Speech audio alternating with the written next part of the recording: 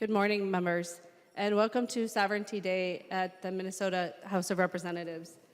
Minnesota has 11 federally recognized tribes. These 11 tribal nations are sovereign nations with their own government-to-government relationships at the federal, state, and local level. I've set aside today as Sovereignty Day at the Capitol to help educate members and the public on what that means.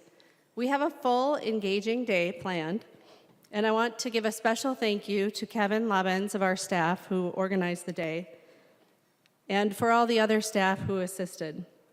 I'd also like to give a special thank you to Lieutenant Governor Peggy Flanagan. She and I started thinking about doing this 2 years ago, and it's nice to see the day has come to fruition. Lieutenant Governor Peggy Flanagan is the highest-ranking Native American woman elected to executive office in the country. And I'd like to now turn it over to Minority Leader Doubt for a welcome.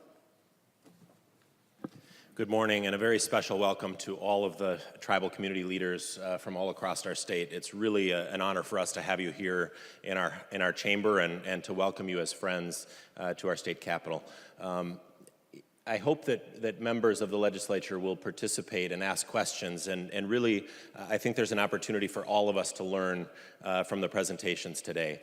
Our tribal communities across the state are represented by both Democrats and Republicans, and the issues that our tribal communities face are not that much different from the rest of the communities in the state of Minnesota, and those issues are not partisan issues. So it's in a bipartisan fashion that we welcome our tribal leaders here into our chamber today for this special event, in hopes that we can all learn from each other and improve the relationships as we move forward to solve the problems that all of us face across the state. So thank you very much for being here.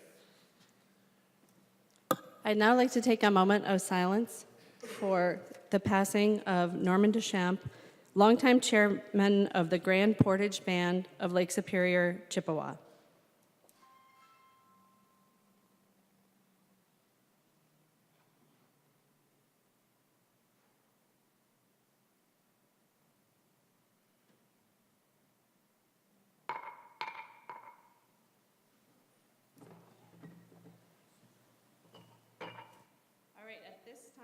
At this time, I would invite up the presenters to begin the 11 tribal leaders will introduce themselves.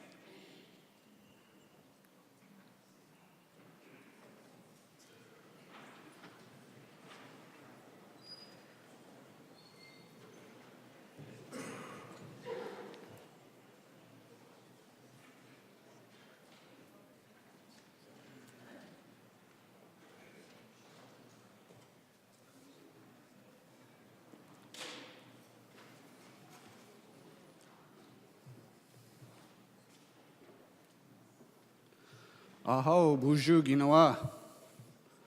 Wabishki Maingan Indigo. Secretary Treasurer Alan Roy. Migi Kanam Gulian Gaye. Mongan do dame. Ode mini zagigning and dunjaba gawaba biganikagish. For those who don't speak Ojibwe, my Ojibwe name is White Wolf. I'm the Secretary Treasurer from the White Earth Nation. I come from the Loon clan, and it is a tremendous honor to be here today. Miigwech. Thank you.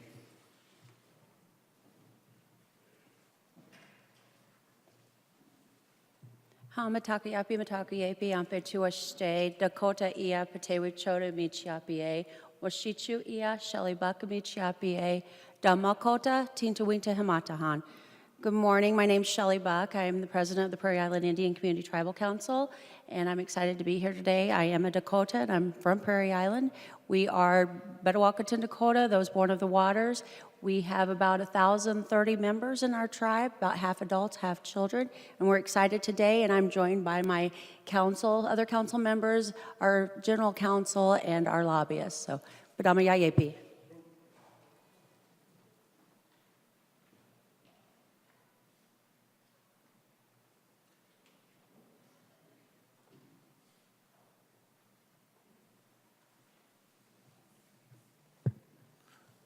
Makasi tomne mitake oasi. Iushka wachiaka.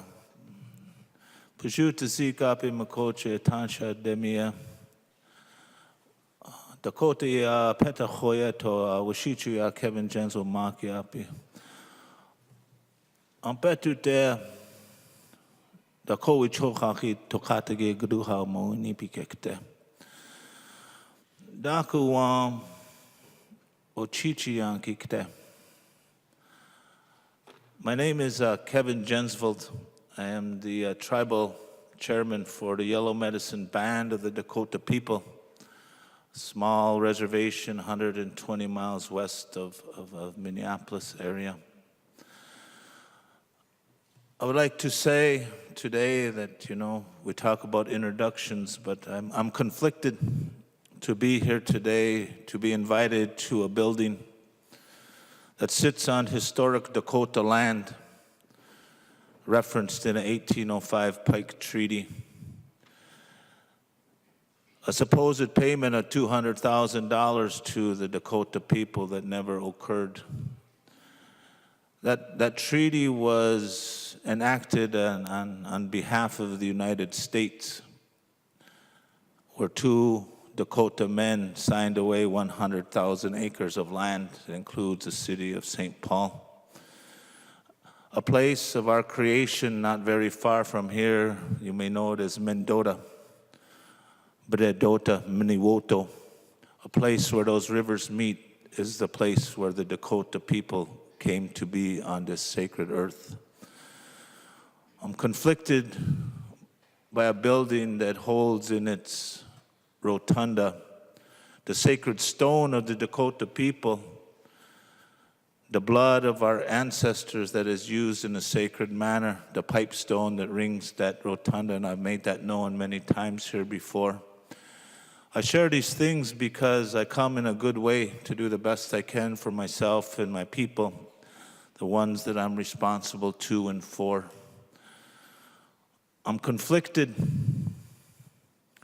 by a government that has supported and enacted laws that have decimated my people over time. I'm conflicted by the portrait behind me of the man who enacted the Removal Act that was encouraged by the state of Minnesota by a conflict that happened 150-some years ago. The United States government said we could no longer live here. In order to make that happen, the state of Minnesota then enacts a law that puts a price of $75 on the life of my ancestors and my people, to say that you remove them and bring us their scalps and send them to purgatory. And it was a good program. It was quite effective because at that time the state then had to reallocate more dollars because the participation level was so great. It even went so far as to go to the point that price was increased to $200 based on the rarity of the Dakota people that existed on this land that was their home. So I share that with you and I lay that out there for each of you decision makers and lawmakers. I'm honored to stand here today in your place of laws. I know one of those statues on that roof, you say there's 6 virtues. One of those virtues is truth. And so I just want to lay those simple truths out for all of you to understand the difficulty I have in being here today. But I've done it out of respect and honor to this great state and to all of you today, and I will do my best to participate fully. I will do my best that something mutually beneficial can come for the Dakota people as well as the state of Minnesota. I say, mitake wasi.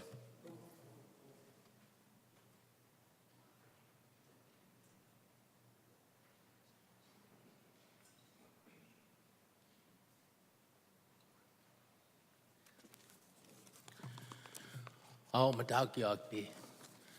I want to say welcome to my friends and relatives. Kevin kind of said everything I wanted to say. It is a conflict. It's hard, I think, for us natives to come here into this building where where the laws have made it not as good as it could be. But what I talked to some of the leaders about is how important this day is. It's a historical day that we can be here to help educate all of you. I don't think history has been written from our side. I don't think it's been taught the way it was. But, so, good morning. I'm Chairman Charlie Vig from the Shakopee and Mdewakanton Sioux community. We're about 30 miles south of Minneapolis. I want to thank all of you for coming here. I want to thank all the tribal leaders for coming here. Our Vice Chairman, Keith Anderson, was not able to be here today. I'm hoping he still might be here this afternoon, but I wanted to recognize him. And our Secretary Treasurer, Rebecca Crook Stratton, she is here. She'll be presenting along with Tad Johnson to tell you a little bit of our history through the act of Congress of what they've done. We exercise authority delegated by our General Counsel or the SMSC governing body that makes up is made up of all of our adult members over 18 and that reside on our lands. The Dakota people have lived here for a long time in this valley. We have historically hunted, fished, and lived on these lands. We existed in a culture of collaboration, not ownership, when it comes to the land. Resettlement efforts changed our people's culture and history forever. Our community recently honored the memory of 38 Dakota that were hung.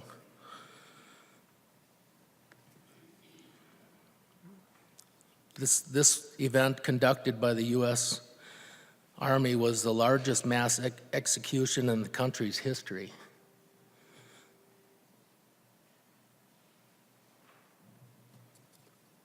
In the same winter of the execution, Dakota people were forced to walk more than 100 miles from Mankato to Fort Snelling, where they were held in the camps.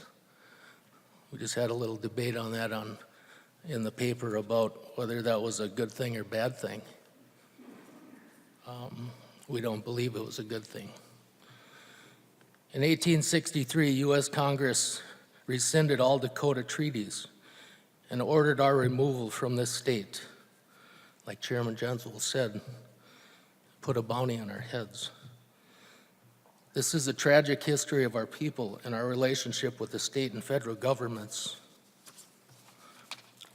I stand here today, I'm proud to represent one of our Dakota tribes, one of our 4 Dakota tribes. There's 11 total tribes in Minnesota. Our government has the authority over lands, government affairs, and our enterprises. Our community places a premium on preserving our heritage and our culture. Speaking for myself, I'm proud to be able to preserve our heritage in ways that our ancestors could not have imagined.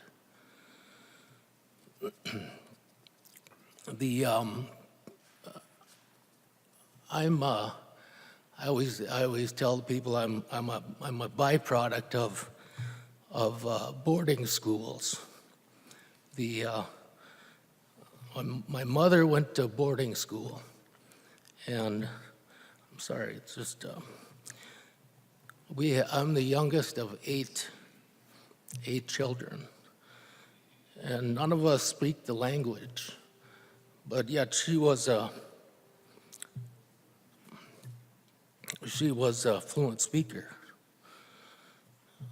I didn't know my grandmother, but I knew my grandmother's sister. She lived with us for a while, and she died at 103. she never spoke English.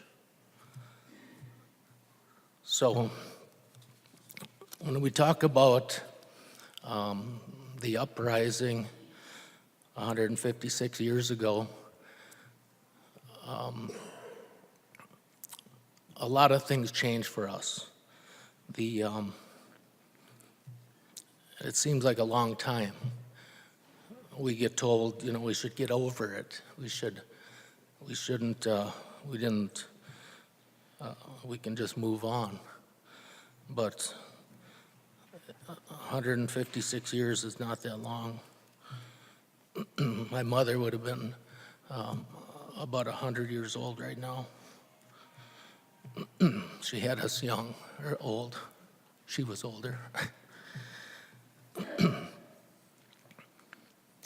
So we demonstrate our commitment to preserving our heritage through our environmental initiatives and our philanthropic support of organizations and tribes across the country, and our community partnerships. Our little community, we're probably one of the smallest tribes of the 11 tribes. But through a lot of, I explain it, the stars have kind of aligned for us, but there's many reasons why our little tribe of Shakopee is as successful as it is. And if I asked most people, they would say the location, but I think it was our leadership and our diversification, our giving back programs, and just a lot of planning.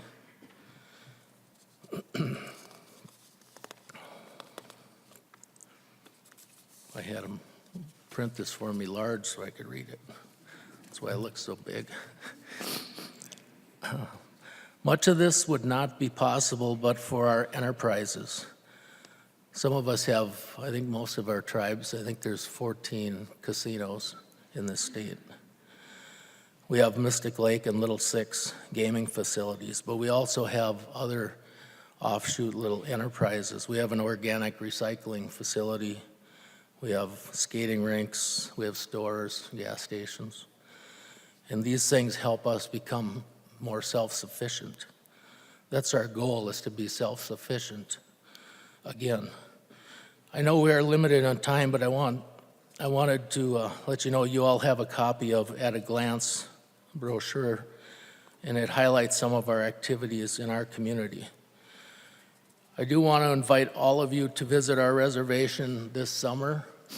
I believe in June or July we're going to open up our new cultural center. We call it Hochokadati. It's that word means the center of our camp, or the heart of our camp. That'll help, I think, educate the people that don't know who we are or why we are here, and it'll tell our story.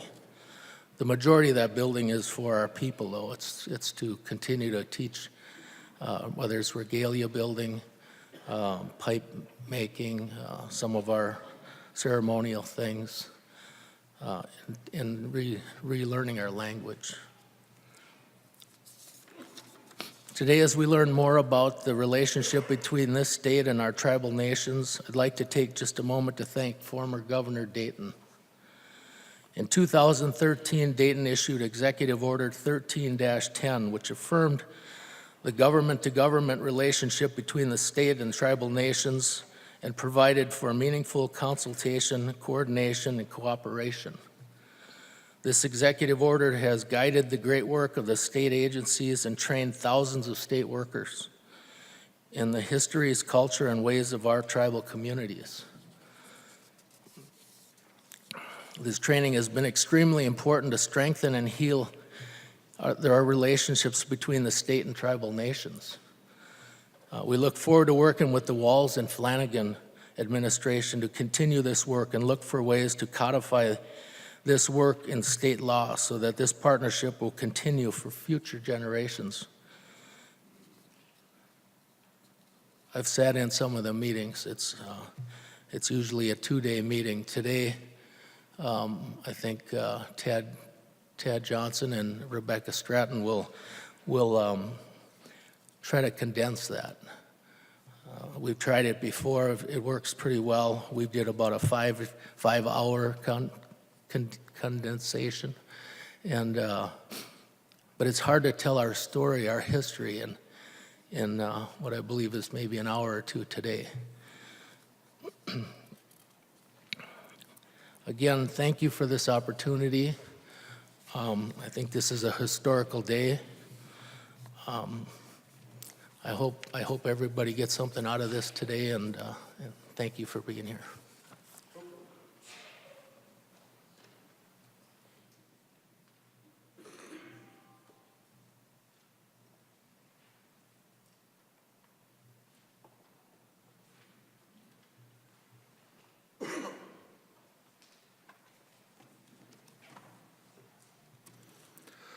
How me takiapi. Te tanka ik chop tanta mia do. Damakota. Bede wa kantu am hemacha. Chashayapi adwati do. I say, hello, my relatives. My Dakota name is loosely translated to Rolling Bull. I'll give you a little background on that. I got my name from my great uncle, Kenny Youngbear. Was a powerful man from out west. He said, I didn't hear this from him, I got it from his son because he passed away. But the name, to get the whole meaning behind that name, takes about a day. But the short and sweet version is, would you have that lead bull from the herd, and a storm is coming. The herd gathers up and that bull faces that storm, trying to protect his relatives. And after the storm is gone and he looks and sees that everything is good, he wallows and he gets down and rolls around. And that's where that name comes from, celebrating that he's protecting his people. I come from a Wabasha bloodline. I'm the vice president of the Lower Sioux Indian community. I'm the chairman of the Minnesota Indian Affairs Council. And the Lower Sioux Indian community is the name given to us by the government. Chashayapi is our traditional name for our land. It's where they make the trees red. There's stories for that, how that got its name. Hundreds of years ago, there was a big battle between the Dakota and the Cheyenne, and the Dakota were victorious, and it wasn't far from Redwood Falls, where Lower Sioux is near. And after that, they commemorated that battle, giving thanks by going to that tree, this giant oak, painting it red, praying, giving gifts. So that's why we call this place that we live Chashayapi. Excuse my voice, we had a long hockey weekend with the kids.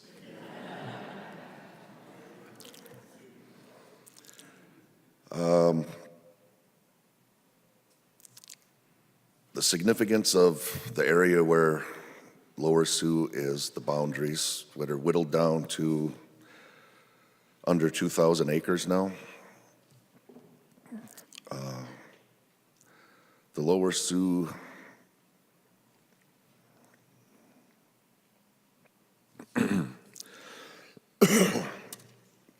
agency building was there. And that's where the supplies for the Dakota people were supposed to be delivered to and dispersed.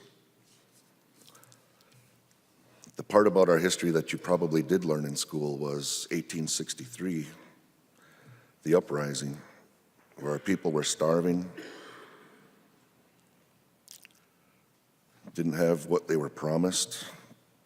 Many couldn't make it as farmers as they were trying to be trained into.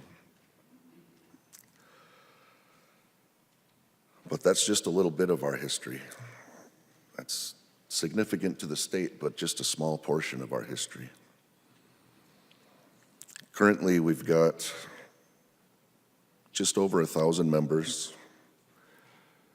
We're similarly divided, minors and adults, about half and half.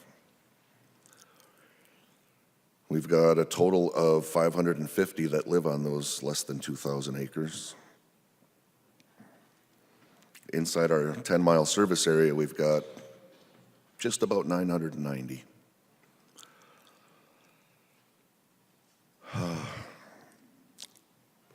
I was listening to Chairman Jensvold, and we've talked about this before. When I was asked about this day, I wasn't sure what was going to come of it and what we were hoping to accomplish. But at our last 4 Dakota meeting last week, which we do quarterly, our leaders get together every quarter and talk about what's going on, what can we do for each other, with each other, how can we help? It was brought up there that, do we want to go? Do we want to participate? Why should we or why shouldn't we? And I think the best thing I took out of that was, if we don't, who will? You don't learn about us in the history books, not our history. As elected leaders, it's our responsibility, it's our duty to take care of our people, educate anyone that will listen. So I'm glad you're all here to listen. I appreciate it. I've taken part in the tribal state relations training many times, and it's always a good feeling when we get done. At Lower Sioux, at Chashayapi, the motto that we have adopted is Uyuki te kia tayaya hipikte, which means when we help each other, we will live well. So I hope that happens today. We can help each other. Thank you for your time.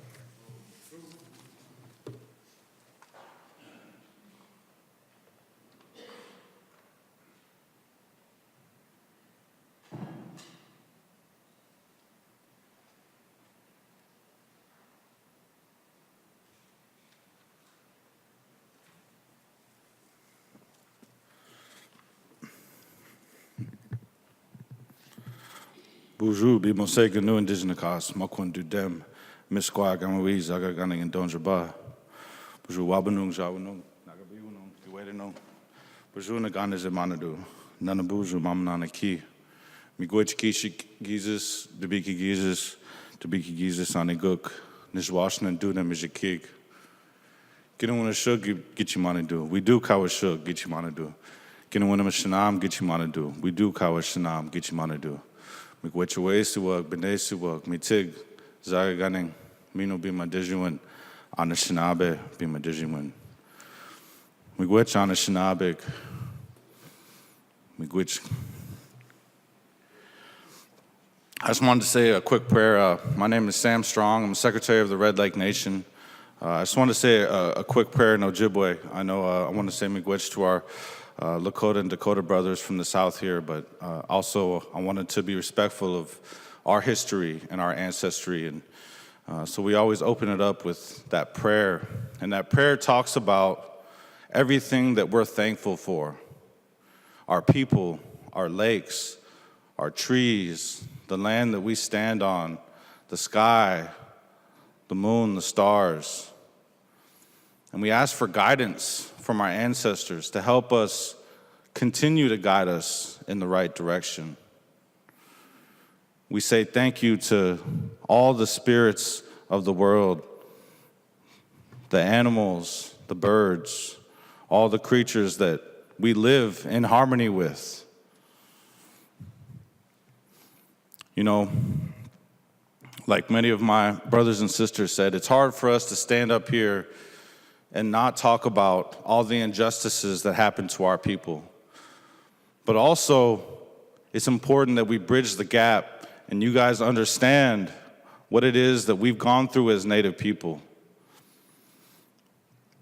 In 1863, we negotiated our first treaty with the United States. That treaty was negotiated by the first governor of this great state.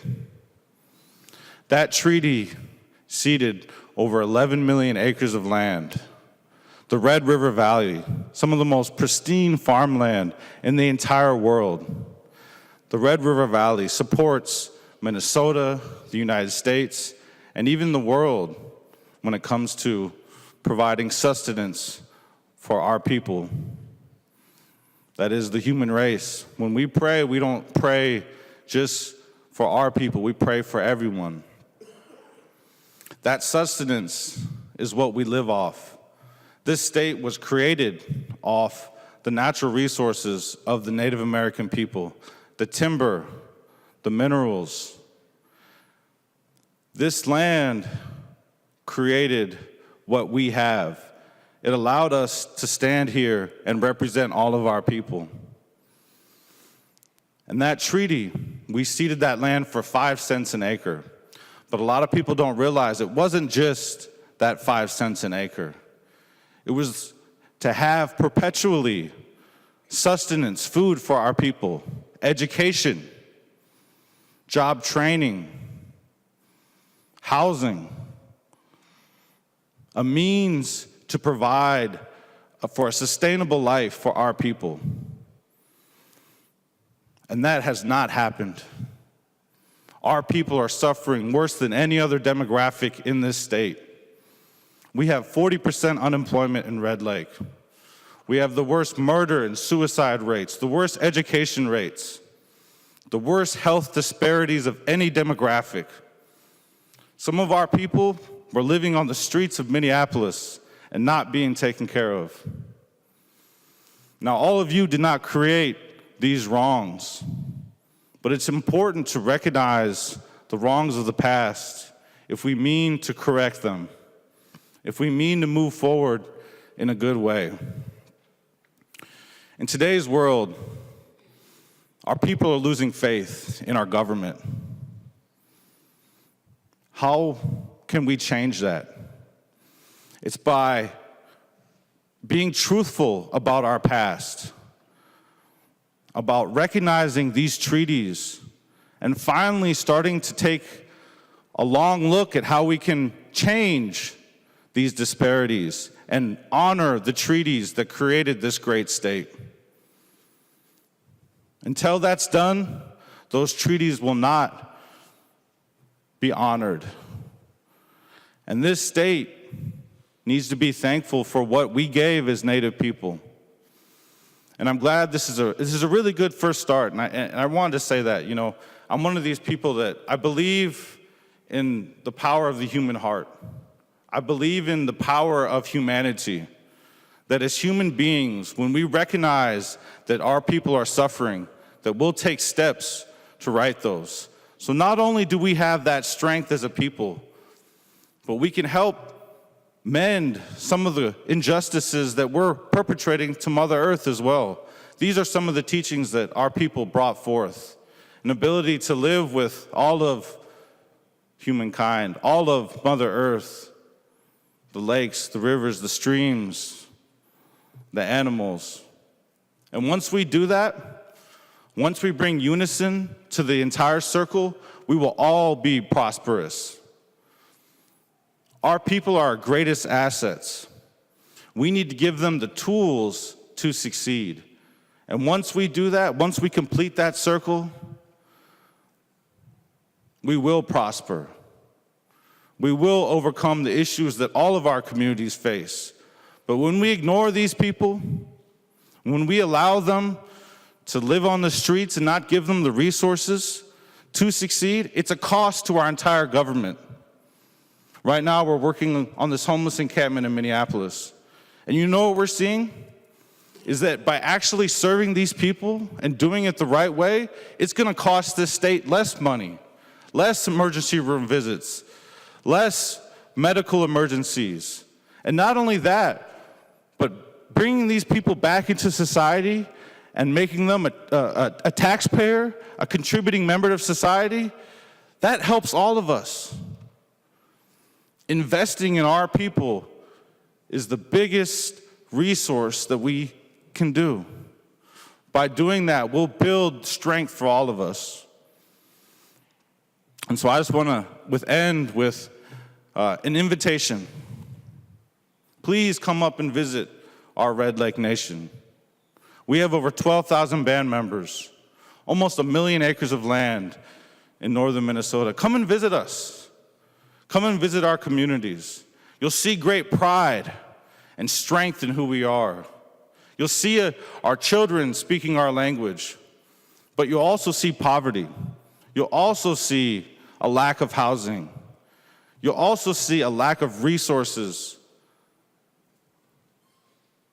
And when you see that, when you see those people struggling, I guarantee you in your heart, you'll want to do the right thing. And by doing that, that will benefit all of us. So, miigwech.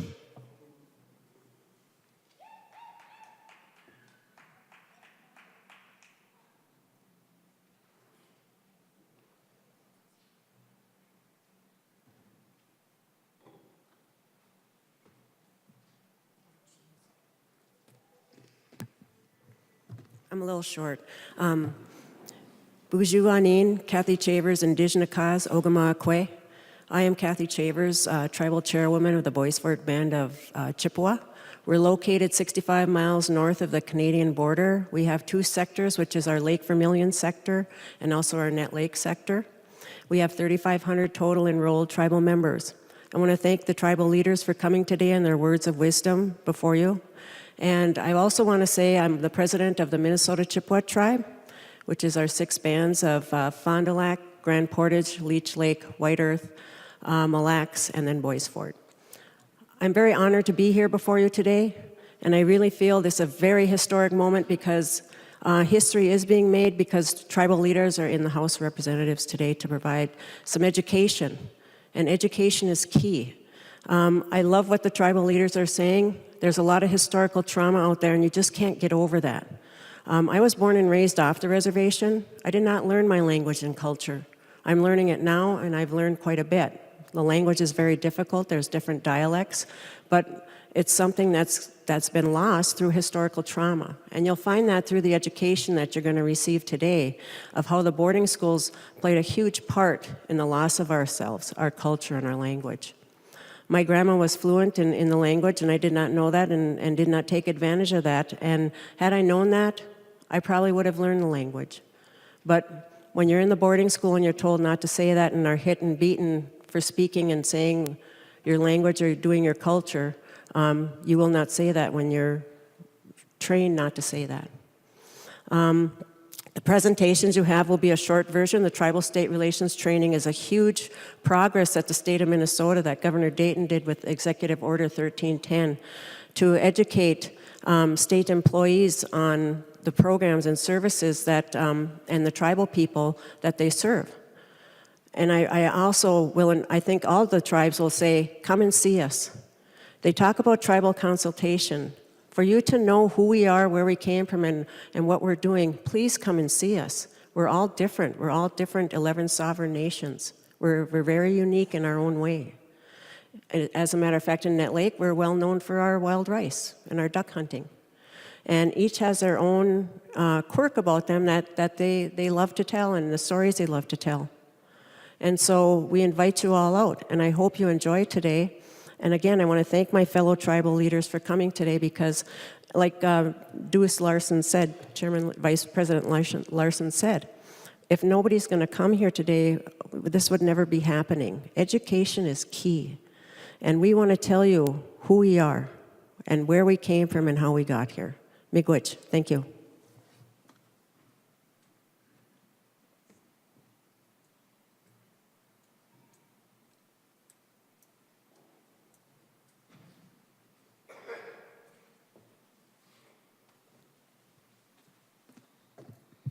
Buju Anin and Anishinaabe Brook. Mino Gijigad Nungum, Mandaman, Indigenous Cause, Melanie Benjamin, Indigo. It's my honor, my privilege to greet you and to say miigwech for this historical meeting today.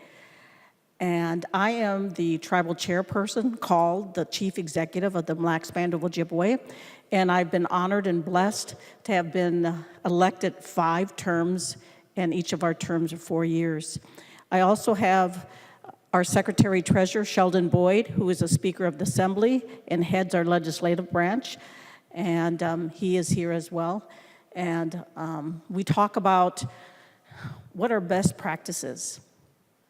What happens when you look across the state of Minnesota and there's issues that are similar, and how can we learn from each other? So today I think about that as well, as that we have all this wisdom in the room. And the tribal chairman and other elected officials before me talked a little bit about our history and that historical trauma that we still experience. And for me, at the Mille Lacs Band of Ojibwe, we have a term that is called Bamadaziwin, and it's the good life. And that is my goal, that is my mission, to provide the good life for my citizens of the Mille Lacs Band of Ojibwe. And when you think about the good life, it's safety, it's wellness, it's education, it's strong economic development, it's hope for our youth. It's things that we're going to carry forward 7 generations.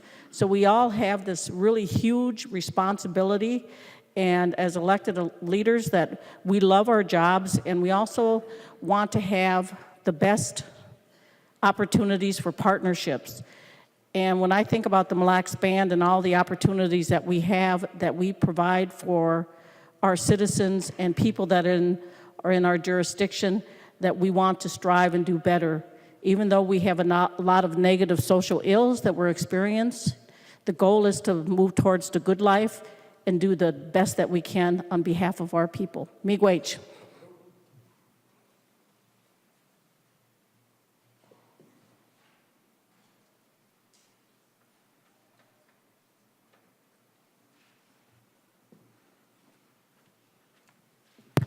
Abujune shinabi dug nagani mus indigenous cause nagachi wanong ndunjaba. We do kawishin nungum dashkutu yan waji chigian. Akine nagani mani duk wabanung jawanung nagabinung giwadenung. Homingwich. Oh, my name is Kevin Dupe. I'm the Fond du Lac chairman. First, I want to thank everybody for being here. I think this is a great thing. It's really hard to come up after all these tribal leaders and have anything to say after that. But I'll speak for a little bit. Kevin Jensrud, what he talked about, he's very, very right. Everybody who came up here and talked is very, very right what they said. To bridge the gap that has been here for many, many years, an education process has to happen. That education process has to, everybody involved with it, to learn our past. But to learn our past can only be given from us to you. It can't be done through any other way. We look at the books that are through the education process. We look at the tragedies that happen within the state of Minnesota with Dakota and Ojibwe people. These things aren't documented in a school. They're not taught in a high school. The Sandy Lake tragedy, for one.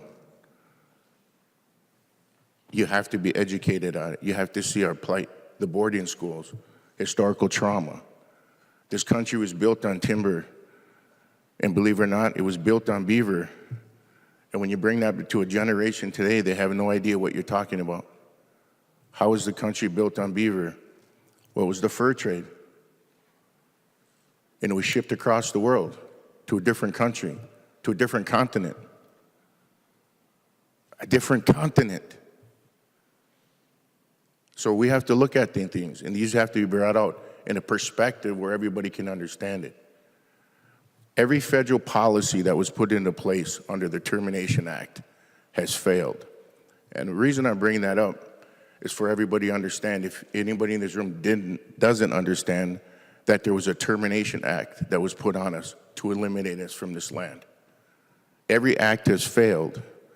And the proof of the failure is because we're standing up here talking to you right now. So we're a persistent people. We find a way to overcome, adapt, improvise. We know how to spend the dollar. Let me say it this way. We know how to stretch the dollar. So when these tribal leaders get up here and talk to you, and they present themselves on the behalf of their people and the people who came before us, and most importantly, the unborn, the ones who aren't here yet.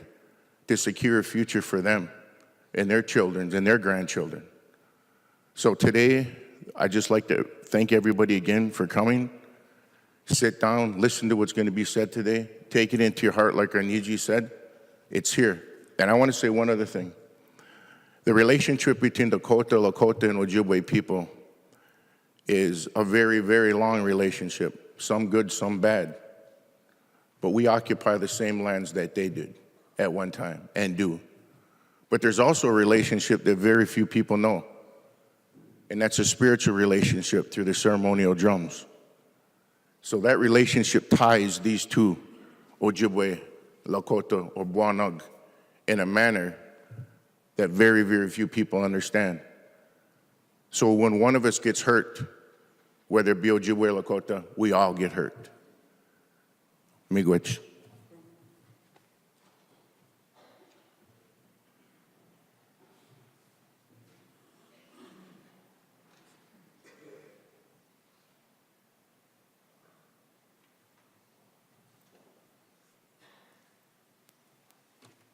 Good morning.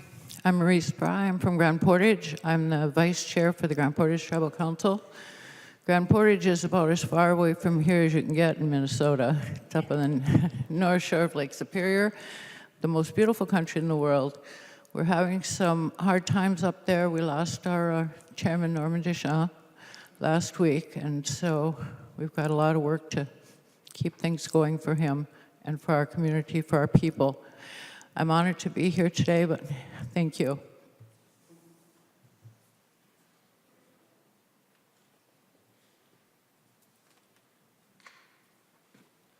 Yeah, bonjour. My Anishinaabe name is Ayabe. I come from the Bear Clan. I'm from the Leech Lake Band of Ojibwe. I am the current Secretary Treasurer, stepping in for our chairman. My name is Arthur Archie LaRose. It's an honor and privilege being here. Heard a lot of good words spoken today. We do have a lot of similarities and a lot of challenges similar to Red Lake and White Earth. You heard their speakers and you heard their leaders, and we have to continue to move forward, but we hope and pray that we as a people here, we're all here to better serve our people in many different ways, so we gotta learn from one another, understand from one another, and be comfortable and patient with one another when we have days like this. So it's an honor and privilege being here, and I just hope today ends up good. Miigwech.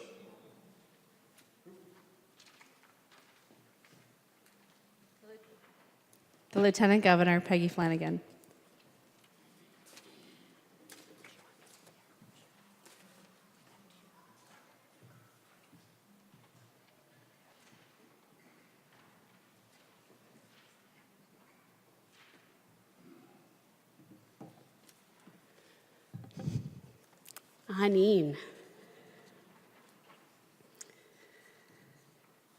Aneen Peggy Flanagan and Dishnakaz, Gwababig and Cognan Dunjaba, Mangan and Dode. My name is Peggy Flanagan. I'm a citizen of the White Earth Nation, and I'm proud to be your Lieutenant Governor.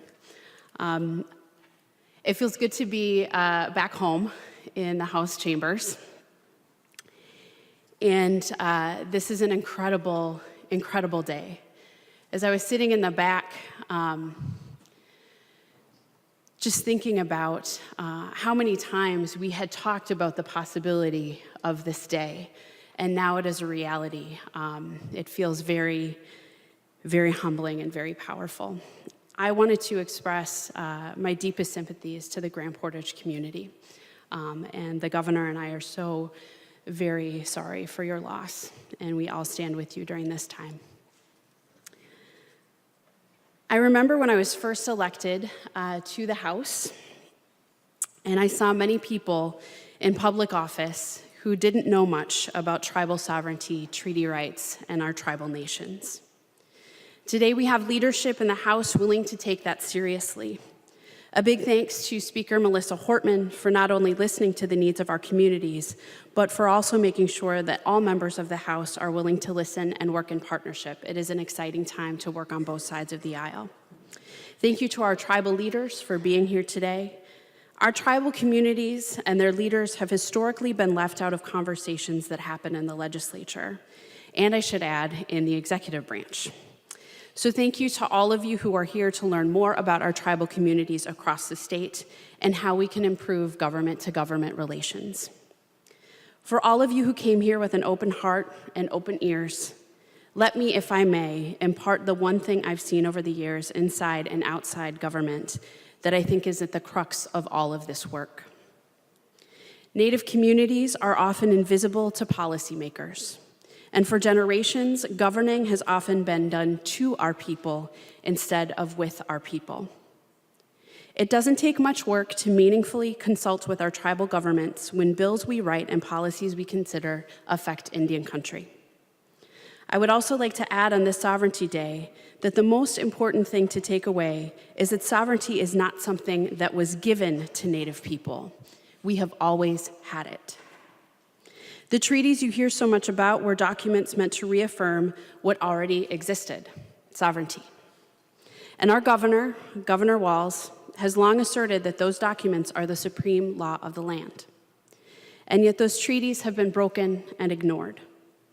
It was the stated purpose and policy and goal of our federal government into the mid-20th century that reservations should be abolished and that Native people should be relocated to areas like Minneapolis without any of the social services to ease the trauma of such a move. Just this weekend, a report found that Native people still haven't recovered economically and culturally from the massive slaughter of buffalo that our government encouraged. We must work to do better for our Native communities statewide. Governor Tim Walz and I will present our first budget tomorrow.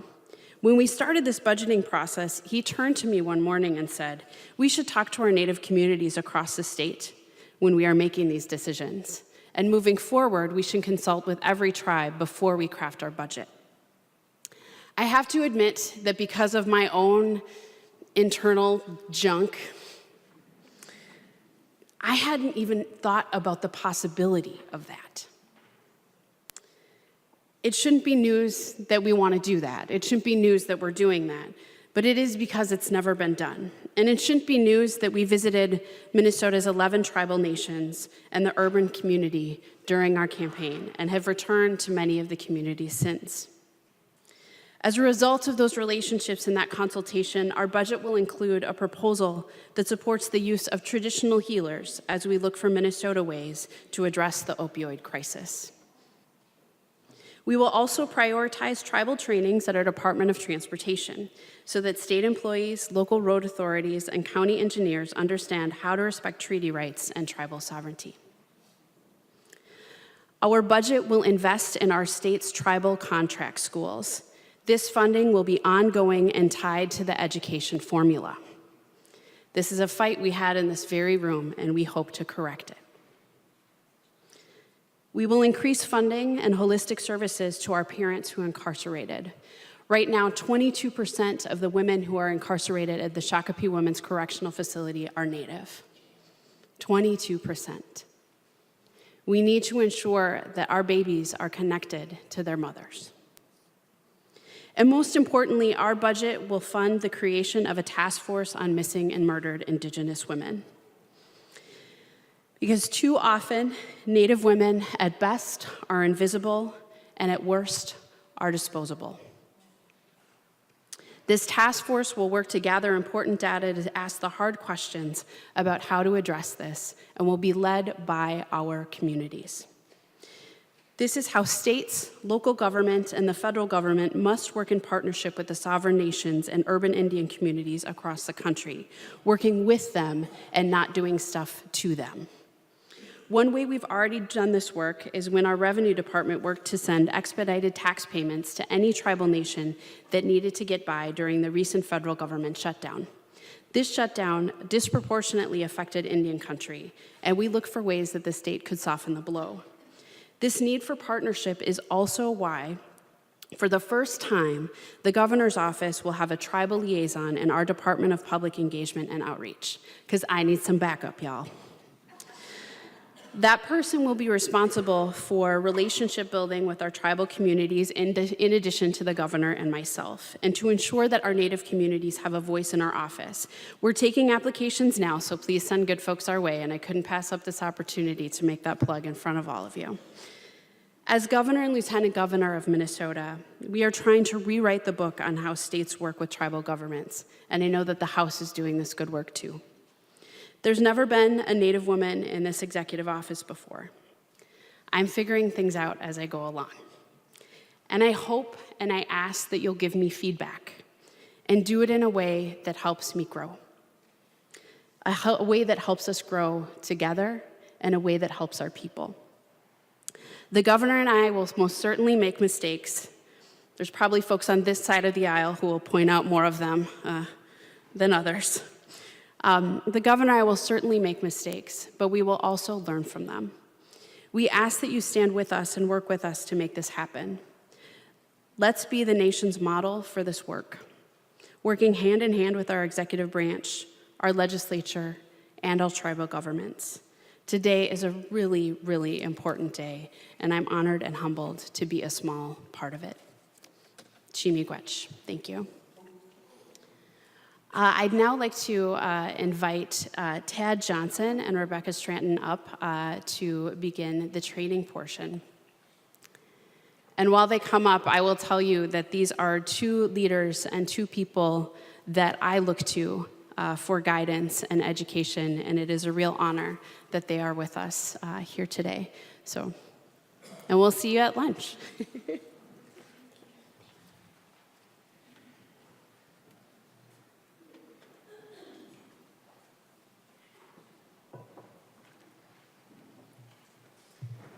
All right, good morning, everyone. What an amazing, historic day to have all our tribal leaders sitting here. I'd like to just take a moment to recognize that we're on Dakota homelands here. And then I'd also like to recognize our Ojibwe relatives and their homelands to the north in Minnesota. And I'd like to say thank you to Speaker Hortman for organizing this wonderful event. I think it's events like these, while they may be hard, and I think our tribal leaders got that across to everyone, that there's a lot of hurt in our communities because of things that have happened. But I think events like these help to heal that hurt a little bit and help us to move forward in collaboration with those organizations that in the past made policies that were hurtful to our people. I think the common narrative that we hear about Indian people does not reflect the current modern nations that we are. We are amazing, resilient people, and our nations are addressing the needs of our people in a variety of ways. But that narrative stops at about 1900. Our schools teach about Native people up to about 1900, about the removal policy eras. This is hurtful. It's hurtful to our children because they don't see themselves as the modern people that they are. And I think we can do better in that realm to ensure that all Minnesotans know that Native people are here and we still exist. So today, we look forward to sharing with you a brief history about tribal, federal, and state relations and how we got to where we are today, because understanding the past is essential to going forward in the future. We're just scratching the surface with the information we're gonna share. Tad has developed a whole master's course and actually an undergraduate degree with this information, with tribal, state, and federal relations. We're very excited to be here today to share with you all. And I just want to kind of bring up one issue. So there was a lot of hurt in the room this morning, and we share these stories and these events from an Indigenous perspective. And it's not meant to make anybody feel bad. It's not meant to hurt feelings. It's just sharing our history from our perspective, and we hope you'll all learn a little bit about how the Native people of Minnesota feel. We're going to spend a lot of time talking about sovereignty today. Sovereignty is the right of a nation to determine their own destiny. We have 11 sovereign tribes in Minnesota that are working hard to provide for their citizens and determine their own destiny. Government-to-government relationships, whether on the city and local level or at the state level, are essential. We can only move forward if we work together to benefit all of our communities.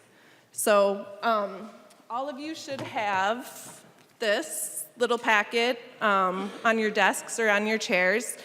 We usually have a PowerPoint presentation, but because there's no screen in here, we have created these little packets. So the presentation will be in the same order that these packets are laid out in. So thank you very much for listening. I'm going to turn it over to Tad because he is the expert on federal, tribal, and state relations. Miigwech, Rebecca. I'm honored to be here. I'm Tad Johnson. I'm a member of the Boys Fort Band. So sovereignty, as Rebecca was talking about and a lot of the tribal leaders were talking about, is one of the cornerstones underlying everything we're going to talk about today. The other main point to constantly think about is the trust responsibility that flows from the United States to the Indian tribes. And so that's as a result of the 377 treaties that got negotiated between tribes and were ratified in the United States and got ratified by the Senate. And it's the treaties, the statutes later that passed, like the Indian Healthcare Improvement Act, the Indian Self-Determination Act, and then regulations, so the treaties, statutes, and course of dealings between the United States and the tribes. And that forms the trust responsibility. So there are ongoing obligations. Think of it this way, as a big real estate transaction between the United States and the tribes that happened in the 19th century mostly. And so the United States got this great big chunk of prime real estate in the state of Minnesota. The tribes were relegated to reservations, but the United States made certain promises in treaties, later in statutes, later in other ways. And as a result of those, there's perpetual duties owed by the United States to the Indian tribes. So it's called the trust responsibility, trust obligations, et cetera. So we'll explain how that came about. But for starters, just going way back, when the Europeans were first coming here, they started entering into agreements with tribes. And they started entering into European-style agreements and treaties with Indian tribes. They ended up adopting a Catholic Church doctrine called the Doctrine of Discovery, where the first European nation that got to the tribes, whether it was Spain, England, France, et cetera, they got to make the land deal with the tribes. And so the United States later adopted that. Later on, England, that had won the great battle for the North American continent in the French and Indian War, ended up, the British Crown made treaties with the tribes. And so the founding fathers were all English-trained lawyers, Hamilton, Madison, et cetera. And so making treaties with Indian tribes was not an unusual thing. And so during the Revolutionary War, the Articles of Confederation allowed for treaties to be made, and the central government was supposed to make the deal with the tribes. There was an exception that said unless they infringe on the rights of the states. And so that exception ended up swallowing the rule. So when Alexander Hamilton and John Jay and James Madison wrote up the Federalist Papers, they kind of looked at how federal Indian policy should be conducted and decided that that should be done strictly by the federal government. And so when the Constitution was written, the two things to look for, so on page 7 of the, if you're following along in the hymnal, is the Commerce Clause. So Congress shall have the power to regulate commerce with foreign nations and among the several states and with the Indian tribes. Now, if you think about that, 4 nations, states, Indian tribes, 3 different types of sovereigns. So that's frequently a place where tribes point to as being a co-equal sovereign. Also, as one of the tribal leaders mentioned, and I think Sam Strong from Red Lake focused on this as well, that this was a big real estate transaction, and the treaties are the supreme law of the land. And so consequently, the treaty-making provisions in the Constitution go along with the tribes. And so the executive branch negotiates the treaties, and the Senate ratifies the treaties by a 2/3 majority. That is still the supreme law of the land, so treaties are still good law. And so when the Constitution was written, the understanding was the federal government was going to be dealing with the Indian tribes through treaties and through the Commerce Clause. As early as Presidents Washington and Jefferson, they had the idea to move the Indians west of the Mississippi into what later was called the Indian Territory, which became the state of Oklahoma. So Andrew Jackson actually got the Removal Act through in 1830, and then a series of treaties got made with a lot of the tribes in the southeast. And there was removal going on all over the place, which Rebecca will talk a little about.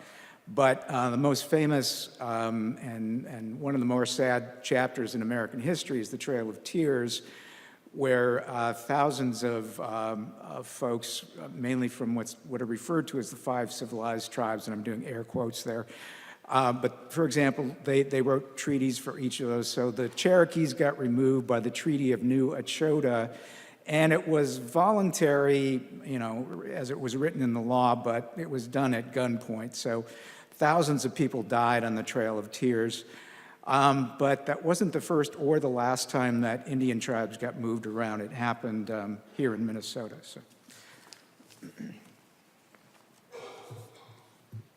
So in Minnesota, many of you are familiar with the Dakota Wars that started in 1862. It was the event that led to the exile of the Dakota from Minnesota and the mass execution that happened in Mankato. The Dakota people had ceded millions of acres of land, and in return, they were to get services, but they were also offered protection from settlers in the area. And none of those promises came true, and the Dakota people, they were frustrated. They were frustrated by the lack of response from the federal government to keep settlers from Indian country, and they retaliated. And in any war, we lose a lot of civilians, and there were a lot of people lost on both sides. It was a sad, sad time for Minnesota. Part of the state's retaliation to the Dakota people was to put a bounty on their heads. $75 for the scalps of our Indian people. $75 for a human life. Not a good time in history. But we're resilient people, and some of us were removed to the Crow Creek area, some fled south, some fled north, but we came back, and we're still here today, still residing in the Minnesota River Valley. And our 4 Dakota nations here in Minnesota and our brothers and sisters in the Dakotas are a testament to the resiliency of Indian people.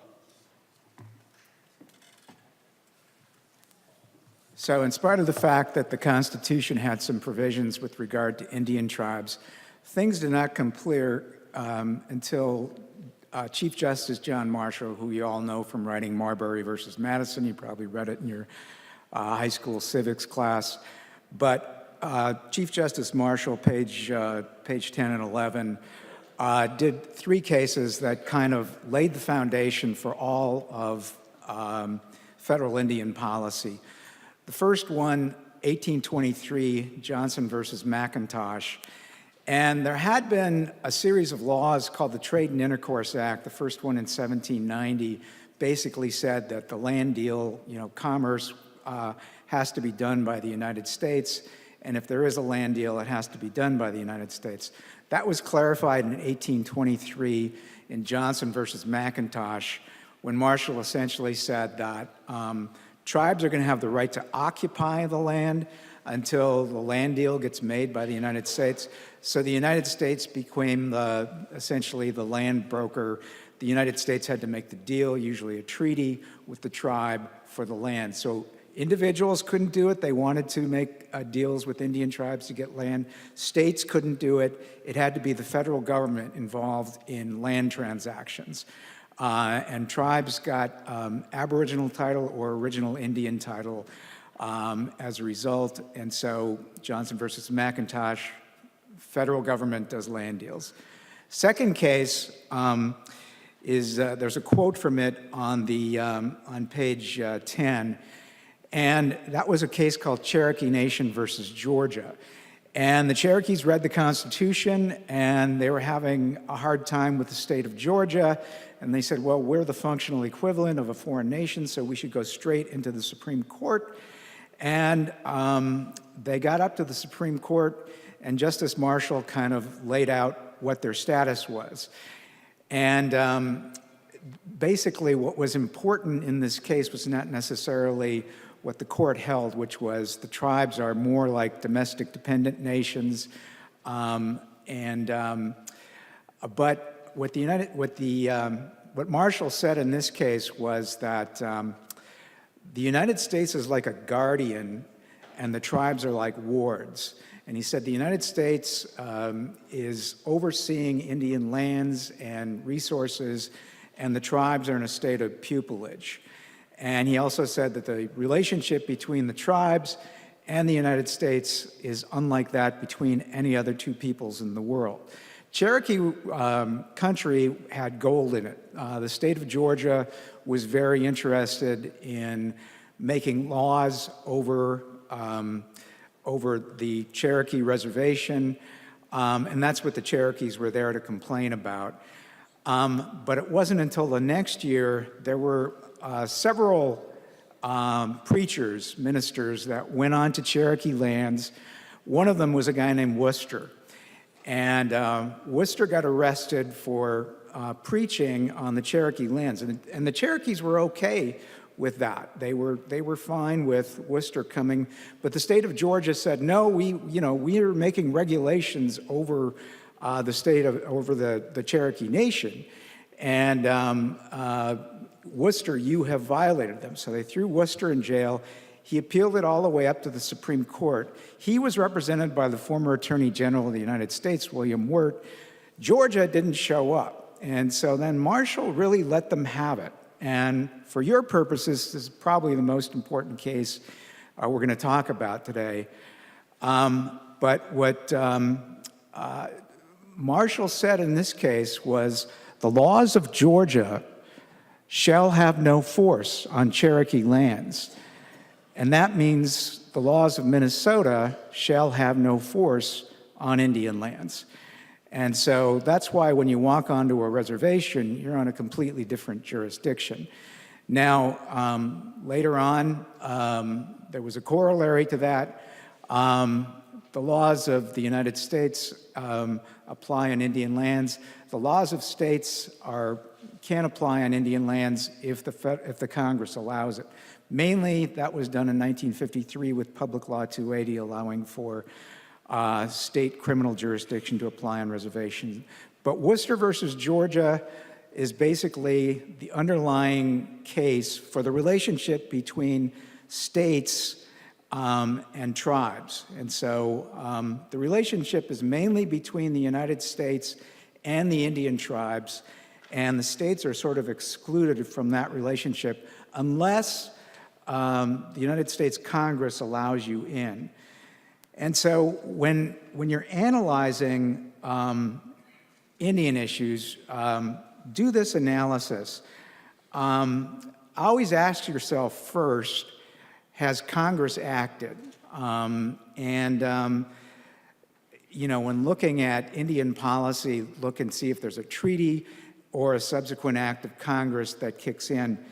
Second, keep in mind, in general, states are excluded from the federal tribal relationship. So in general, state laws don't apply in Indian country unless Congress allowed it. And finally, most important from the tribal perspective, is tribes retain all sovereignty that hasn't been expressly taken away. I think my tribal leader, Kathy Chavers, said that tribal sovereignty is inherent. It's something the tribes always had, and it's something they retain unless it's expressly taken away by the Congress. So all these rights that are sort of unusual, that from your perspective maybe, the tribes retain, whether it's hunting, fishing, gathering, or the right to do gaming, none of those were given to the reservations or the tribes. Those were rights that the tribes retained. And so consequently, those are the three ways to analyze federal Indian law and policy. Look at what Congress did. Keep in mind, you're excluded unless Congress allowed you in. Third, the tribes retain all sovereignty that hasn't been expressly taken away. So during, let's see, we'll move over to pages 12 and 13. So mainly 12. So reservations got established here in Minnesota during the 1800s. A lot of them between 1850 and 1890. Treaty making ends in 1871, and after that, some lands were obtained through executive order. But the reservations get created, and 1855, Leech Lake, Mille Lacs, and then all the other tribes have there's a map on the next page that kind of explains ceded territory and the creation of some of the reservations. So then I guess I will hand it over to you, Rebecca. Go ahead. So now we're in the allotment and assimilation era. So allotment was the policy that wanted to turn Indians into farmers. They said reservations hold all this land in common, and rather than letting them hold land in common, they need to assimilate into the general population. And one of the ways they were going to do that was to essentially give the heads of households a chunk of land and the tools necessary to be able to farm. So in Minnesota, there were a couple of reservations that, mainly Red Lake, that avoided allotment. They were able to continue to hold their lands in common. Most of the reservations in Minnesota have what we call checkerboarding because of allotment. Allotment came in, it distributed lands to individual households, and then opened it up for settlement. So that's one of the reasons we don't have contiguous lands on many of the reservations here. One of the other assimilation tactics that went along with allotment was boarding schools. And many of the tribal leaders this morning in their introductions talked about the impact of boarding schools on Native people. And that impact is still real today. The boarding schools there were actually 16 of them in Minnesota, but the boarding school period was a long period. I think the last school closed in Minnesota in the 1960s. And those schools, the goal of them was to kill the Indian and save the man. They took kids from families, they wouldn't allow them to speak their language, they wiped away their tribal identities. Both my grandparents went to boarding school. They were both fluent Dakota speakers, but they decided not to pass that language or their culture or their traditions onto their kids because they thought they were protecting them. They wanted them to assimilate, to be mainstream Americans. They wanted them to have opportunity in America and not identify as Indian. The effects of that is still real today. We've got a generation of Native people that don't feel grounded in one area or another. We're not Native, but we're not American either. And that loss of identity leads to the historical trauma or the intergenerational trauma that many Native communities face today. And it could partly can be blamed for some of the alcoholism and drug abuse on reservations, people trying to numb the pain. That loss of identity has been really hard for our people, but our communities, as I said earlier, are resilient, and they're making a comeback. They're reviving their traditions, they're practicing their culture, they're learning their languages. I'm really proud of a lot of our communities who have amazing language immersion programs. So our children are speaking our languages again. And that's so important because language is an important part of culture.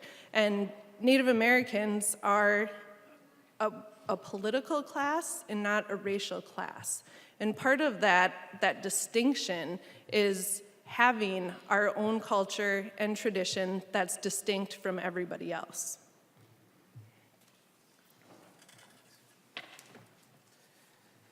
So this idea of allotment was kind of also called the Dawes Act.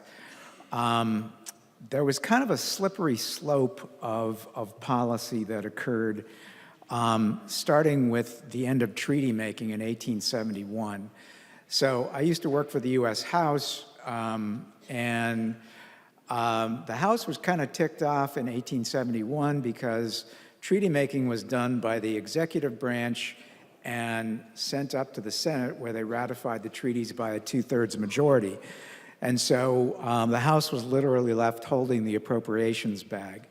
And so in 1871, the House did what it used to do a lot, which is stick a rider onto an Appropriations Act that said, the existing treaties are going to be good law, but from now on, we're going to make Indian policy just like we make all other policies. And so that changed things for Indian tribes quite a bit, because it had been this, for the entire history of the United States, this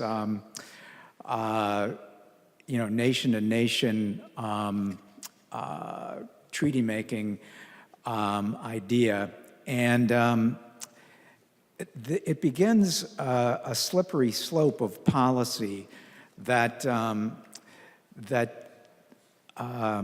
you can look at it on pages 16 and 17.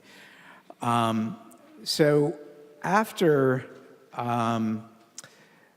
the treaty-making period ends,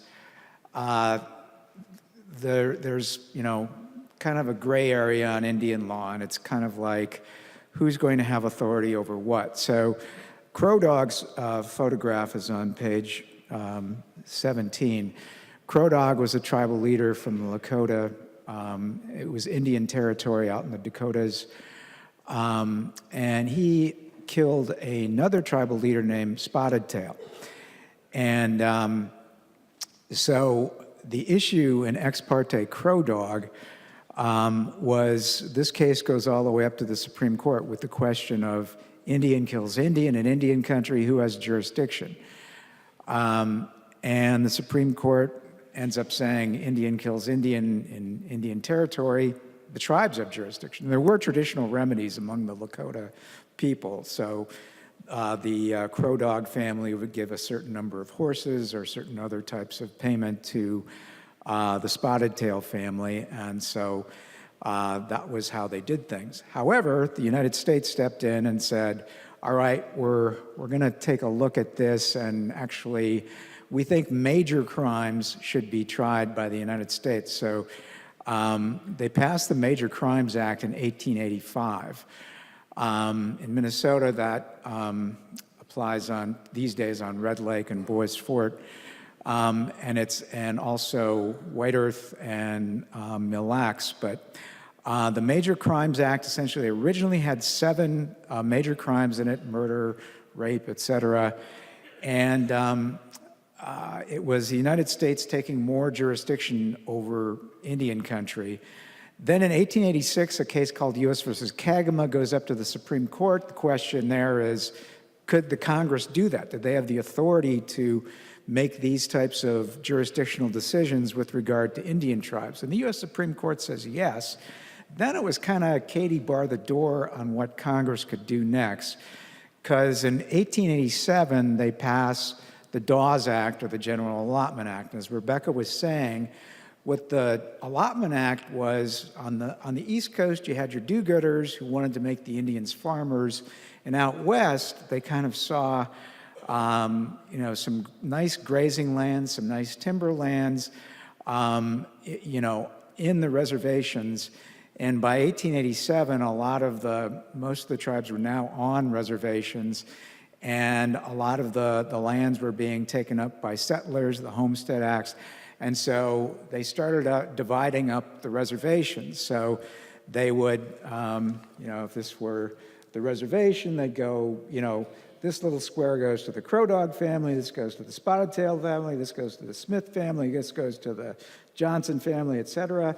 And then after they gave all these multiples of 40 acres away, or, told the Indians, you guys are going to own this land now. The idea of land ownership was completely foreign to Indian people, because it was kind of like, you can't own the sky, you can't own the air, you can't own the water. But they were making them, forcing them into land ownership under the General Allotment Act. And then what they did was they said, hey, look, there's this big chunk left over, and we're going to declare that surplus lands. And so after 1887, the reservations started getting divided up that way. And so in 1906, they passed something called the Burke Act, which allowed for civilized Indians to give up their land. And the overall result of the allotment policy was that 2/3 of the land inside the reservation fell into non-Indian hands. So, the Indians got this part, the non-Indian homesteaders and et cetera, lands taken by tax forfeiture. There was a provision that if you were part non-Indian or white, as they used to say in the laws, you could alienate your land. And so all of a sudden, a lot of 7/8 blood Indian people started appearing on rolls, which is sort of mathematically impossible. But the whole thing, the general allotment policy, was kind of engineered so that lands inside the reservation would be taken over by non-Indians. And so that's how, the United States divided up things by reservations, and later lands inside the reservations were taken under the General Allotment Act. The way it was applied here in Minnesota, Minnesota had its own unique act, and if you go to the front of the Capitol, you'll see a statue of Knute Nelson, who was a congressman, a governor, and 5-term senator from Minnesota. Knute Nelson got the Nelson Act through. Now in Minnesota, some of the great stands of timber were on the reservations. So inside the Mille Lacs Reservation boundaries, Leech Lake boundaries, there were these great stands of white pine and red pine. And under the Nelson Act, if you go look at the plat map for Boys Fort, my reservation, a lot of the lands are now owned by Diamond Match and other folks interested in timber and pulp, et cetera. But that had an impact on the reservations. And as Rebecca was saying, in this era, assimilation was going on. So this is the period of allotment, and we like to say attempted assimilation, because both of my grandparents went to the boarding school at Lake Vermilion. A lot of people don't know there were boarding schools, about 16 of them in Minnesota. So they were trying to, as Rebecca said, Captain Pratt, who started the first school, Carlisle, where Jim Thorpe went, said, we're going to kill the Indian and save the man. And they wanted to, as Rebecca was saying, have the kids not speak their language, not engage in their religious practices, and a lot of tragic stories. kids getting together in one place like that. There was a lot of tuberculosis, so there's frequently where the boarding schools were, there's usually a graveyard nearby where a lot of kids are buried. So it was a really sad period, and that continued on into the 20th century. So anyway, so this allotment period, as applied throughout the country and a special law in Minnesota, was a fairly large land grab. And so reservations become these tremendous pockets of poverty. And then the next question that comes up, and the United States is now really feeling its oats. So in 1903, this case goes up to the Supreme Court, which is mentioned on page 16, Lone Wolf versus Hitchcock. And if you buy books on some of the worst cases that went through the Supreme Court, this case is frequently in there with Dred Scott and Plessy versus Ferguson and other cases. But in this instance, Lone Wolf was a tribal leader. Hitchcock was the Secretary of Interior. What happened was Lone Wolf's tribe had entered into a treaty with the United States. And the treaty said that, okay, we're not going to change any provisions of the treaty unless 3/4 of the adult males from the tribes vote on it. And, but what happened was the United States ended up passing a law giving away a couple million acres of this land that was promised to the tribes. And Lone Wolf went up, did all the right things, brought it up to the Supreme Court, sued the Secretary of Interior, and asked the question, can Congress do this? Can Congress later unilaterally abrogate a treaty, which is the supreme law of the land, and take more land without our consent? And the Supreme Court says, yes, they can. And so this becomes known as plenary power. It's a word meaning total or complete authority.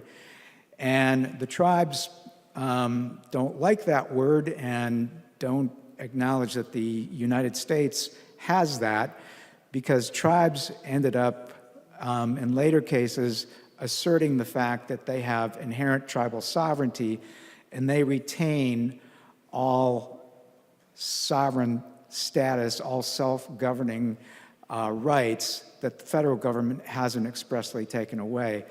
But Lone Wolf versus Hitchcock basically says that the Congress is the 800-pound gorilla. And if you look at federal Indian policy, there's like a pendulum that flows back and forth. So they start off with the United States making government-to-government relations, having treaties with the tribes.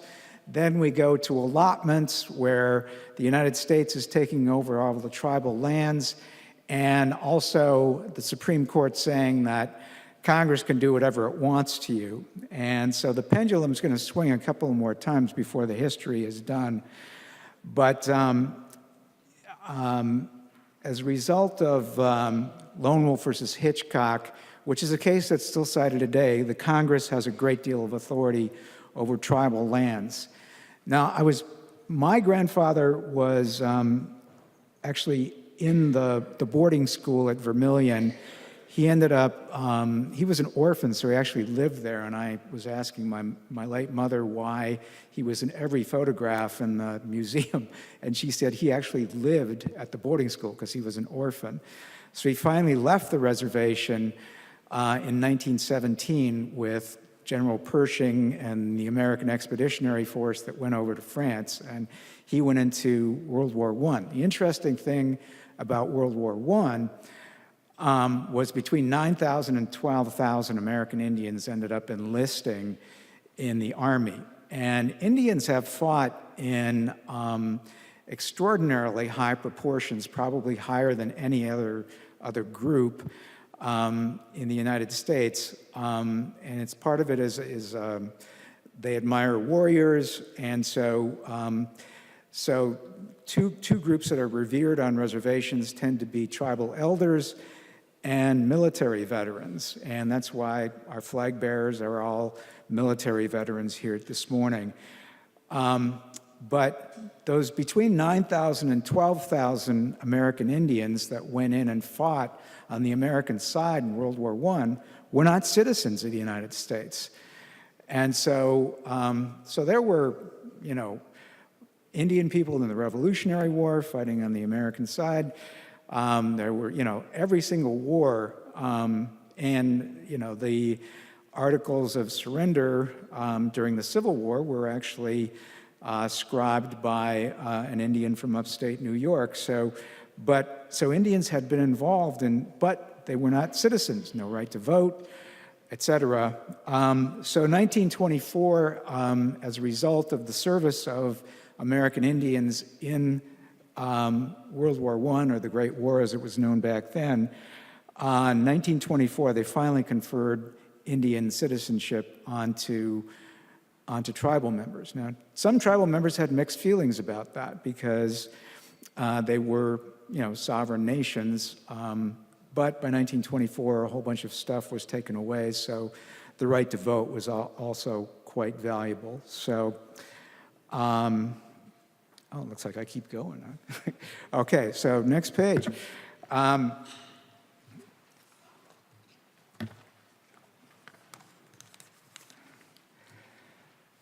So by 1928,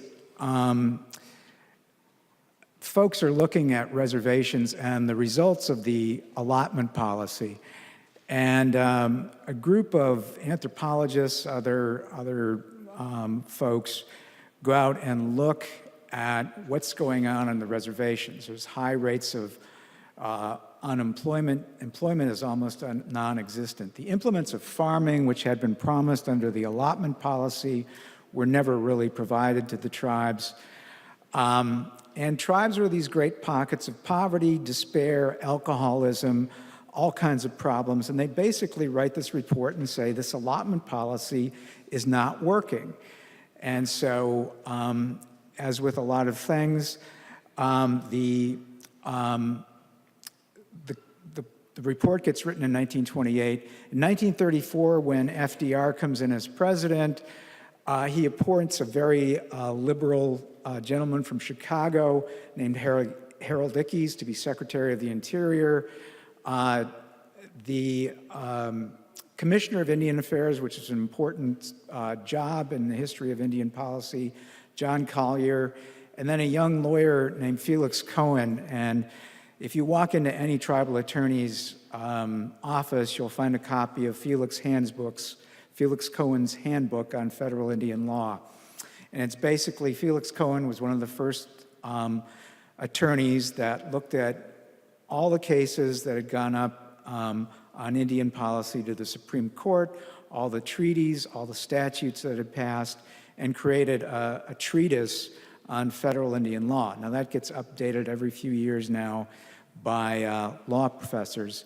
But Collier and Felix Cohen and multiple other folks came up with the idea of, you know, the pendulum, trying to make the pendulum swing back over, said that let's maybe start thinking of the Indians as governing themselves again. So they ended up drafting the Indian Reorganization Act of 1934, which the 25-year trust that was supposed to go into place under the General Allotment Act, that was turned into a perpetual trust.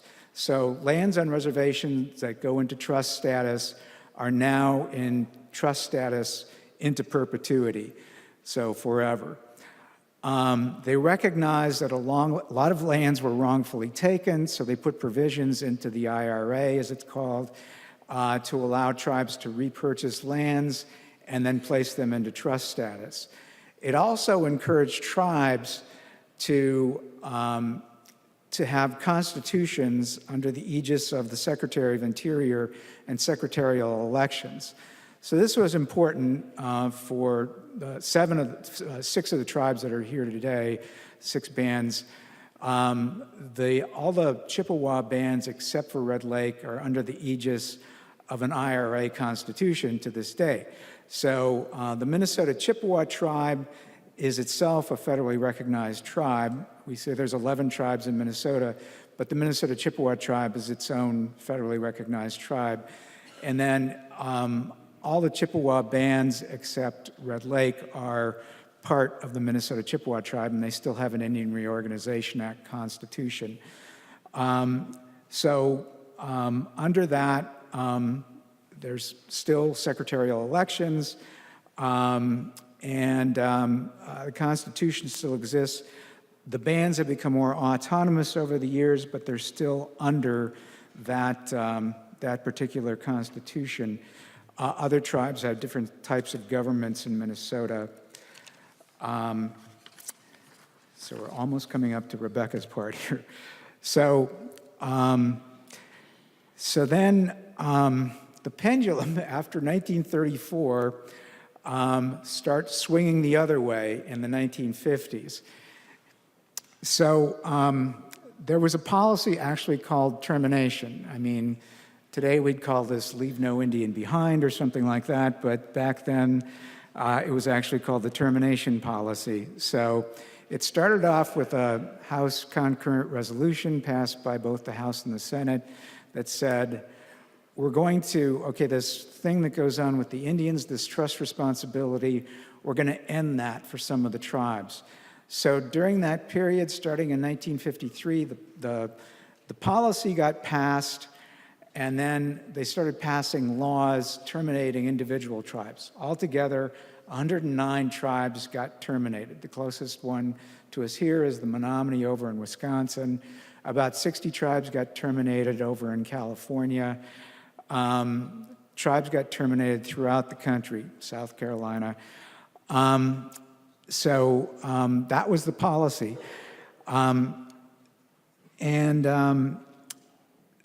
Another part of the policy was Public Law 280.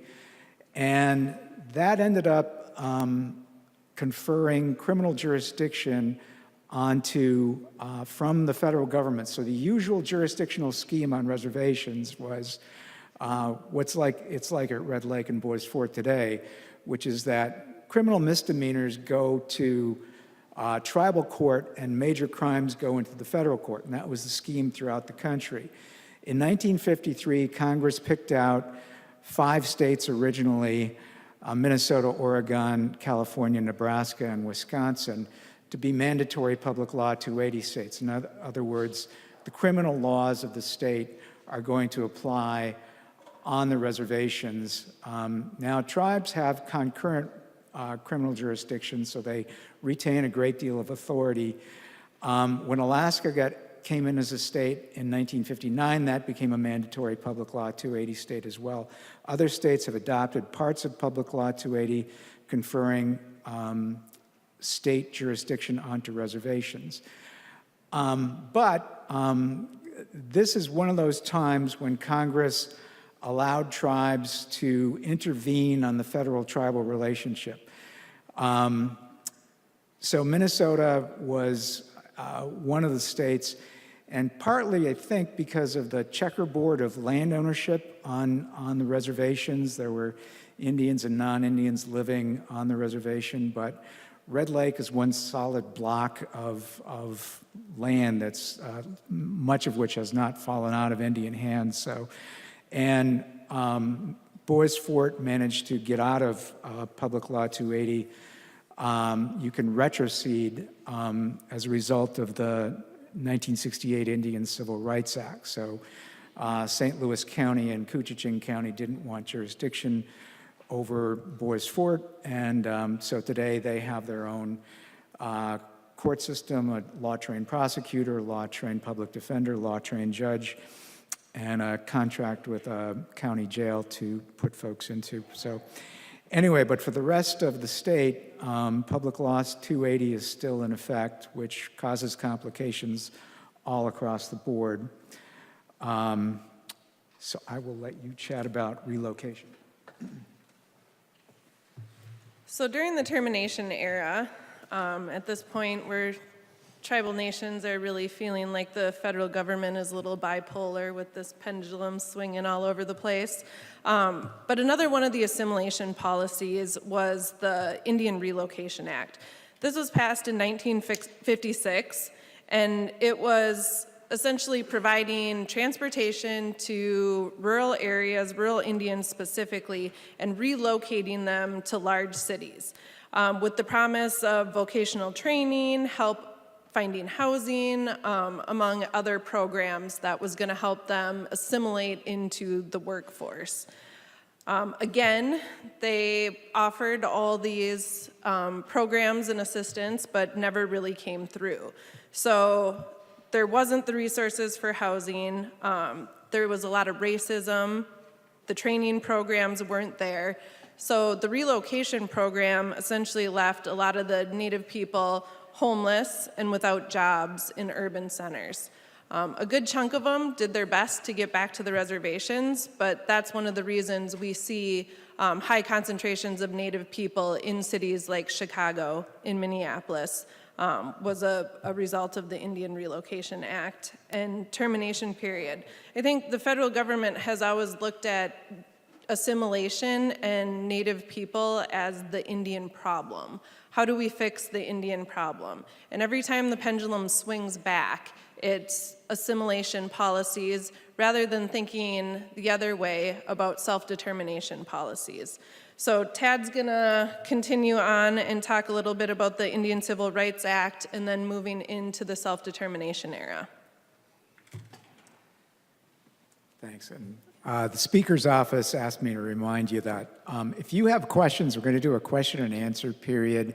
Afterwards, there's cards inside your materials. If you have specific questions, we'll answer as many as we can in a half hour later on. But do put your questions on there, and we'll go through them. And if something comes up quite a bit, we'll get into it. So in 1960, the early 60s, actually, a couple things were going on. So the Great Society programs started kicking in for President Johnson passed. And on a lot of the reservations, there were community action programs or CAP directors. And prior to that, only the Bureau of Indian Affairs and Indian Health Service kind of controlled monies on the reservation. But suddenly there were CAP programs, community action programs, and CAP directors on reservations. And one of my mentors, Sam Deloria, always reminds me that, keep in mind, that was a period that began tribes controlling a small amount of federal funds. The other thing that was going on, and I don't know if anyone remembers Sam Ervin anymore, he chaired the Watergate Committee, but he was on the Judiciary Committee, and they took a lot of testimony in the early 60s on the fact that the Bill of Rights didn't apply on reservations. There was a 1896 case called Talton versus Mays that basically held that the Bill of Rights does not apply on reservations. And so the Senate was kind of in a bit of a panic over that. So 62 or so, they started holding meetings, they started hearing from Indian people, and this was not necessarily an act that the tribes wanted, but they had it imposed, and a lot of them. Sam Ervin was a Democrat from North Carolina, so this was the only Civil Rights Act he actually voted for. But the Indian Civil Rights Act conferred a lot of the Bill of Rights provisions onto reservations. You know, the Fourth Amendment search and seizure stuff, but a couple of things are different in there. One is the United States has two provisions for when it comes to religion. One is the free exercise of religion, which is allowed because a lot of the founders, the early colonies, Maryland was founded by Catholics, and Pennsylvania was founded by Quakers, and the Puritans had come over seeking religious freedom, so everybody wanted religious freedom. So that religious freedom clause is in the Indian Civil Rights Act. However, there is an establishment clause in the U.S. Constitution creating a wall of separation between the United States and so there can't be a Church of the United States like there's a Church of England. So, however, when it came to the Indian Civil Rights Act, there are certain tribes, the Pueblos, for example, in the Southwest, are theocracies, and so there's no establishment clause in the Indian Civil Rights Act. So if Ojibwe people want to adopt the Medewin as the official religion of the tribe, they can do that. So anyway, a couple other things. There was, so 1968, none of the tribes had any money, so there's a right to counsel, but it's at your own expense. And the Indian Civil Rights Act originally limited the penalties to about a $500 fine and 6 months in jail. Later, that got expanded rather exponentially to $5,000 fines and a year in prison.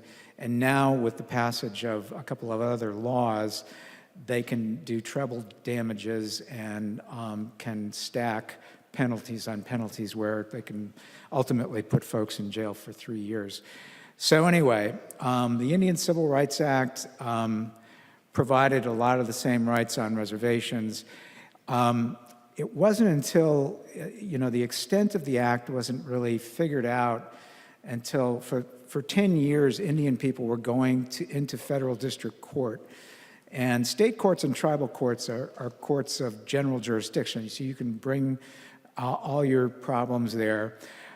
Federal courts are courts of limited jurisdiction. They want to hear significant federal questions and other types of interstate disputes, but they did not want to hear civil rights claims from individual Indians, and that's what was happening between 68 and 78.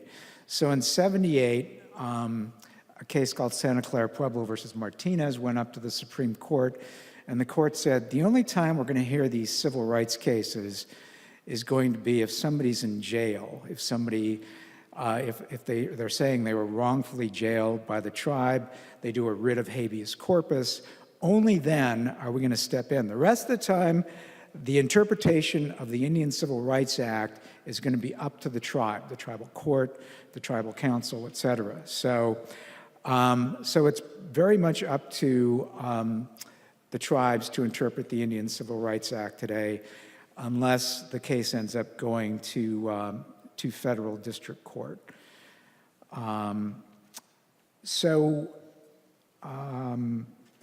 Let us move ahead. And we're moving rather rapidly here. So in 1970, Richard Nixon did a lot of naughty things, but he was actually fairly good on Indian affairs. And in spite of the fact that he was vice president during the time that the termination policy went into effect in 1953, by 1970, he had made the determination that this termination policy was not working out very well. So the pendulum swings again in 1970 when Nixon does a message to Congress saying, termination's not working out. A lot like allotment wasn't working out, they figured out in the 30s, termination was not working out as a policy. And so in 1975, ultimately, and by then President Nixon was gone, and President Ford signed this act into law, but it was the Indian Self-Determination and Education Assistance Act. Now, prior to this, there had been very limited control of federal funds by the tribes, and so it was the federal trustee, the Bureau of Indian Affairs, the Indian Health Service, that were supposed to be doing all these things for tribes. Suddenly, in 75, they passed this Self-Determination Act. And what it was supposed to do was, so if the Bureau of Indian Affairs sent 5 foresters out to Red Lake, for example, if the tribe wanted to send a couple of its people to forestry school to take over those forestry positions, what would happen is Red Lake would make a contract between the Red Lake Band, Red Lake Nation, and the Bureau of Indian Affairs for the salary of one of those employees, and if they got a truck or whatever came along with it. And they could do it with another one too if they wanted to. They could enter into as many self-determination contracts as they could. So this was a capacity building act, and so under the Indian Self-Determination Act, tribes began building up their capacity, taking over more federal programs,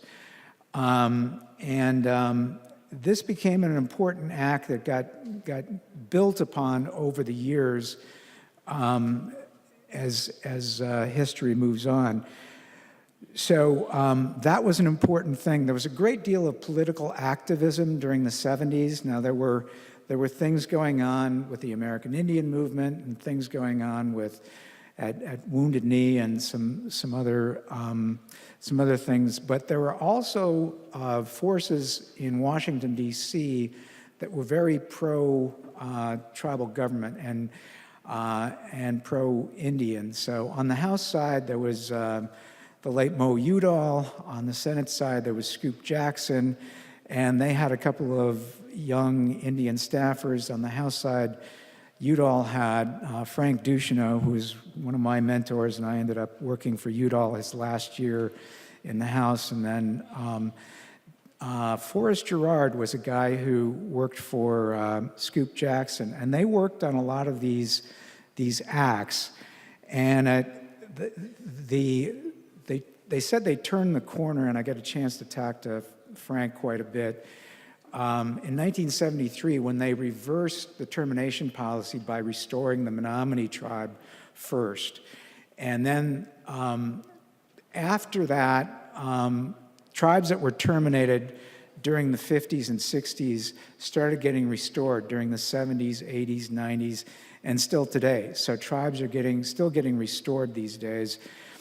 And the termination policy in the 50s, just to take a step back, came as a result of Truman had asked Herbert Hoover to do a study of the federal government and make recommendations. So Hoover actually kind of was one of the people who contributed to the termination policy. The other guy who contributed was the guy who ran all the Japanese internment camps, was named Dillon S. Meyer, and he became the head of the BIA in the 50s. So just a very checkered federal career for that guy. But anyway, so the termination policy starts getting reversed, and now the 70s becomes this great period of passing positive policies for tribes. And suddenly, for the first time, they start asking the tribes, what do you think we should be doing? And so there were books being written. Bury My Heart at Wounded Knee became a popular book. Custer Died for Your Sins, written by Vine Deloria, who used to be the executive director of the National Congress of American Indians. And so a lot of folks in Washington were kind of turning the corner on federal Indian policy.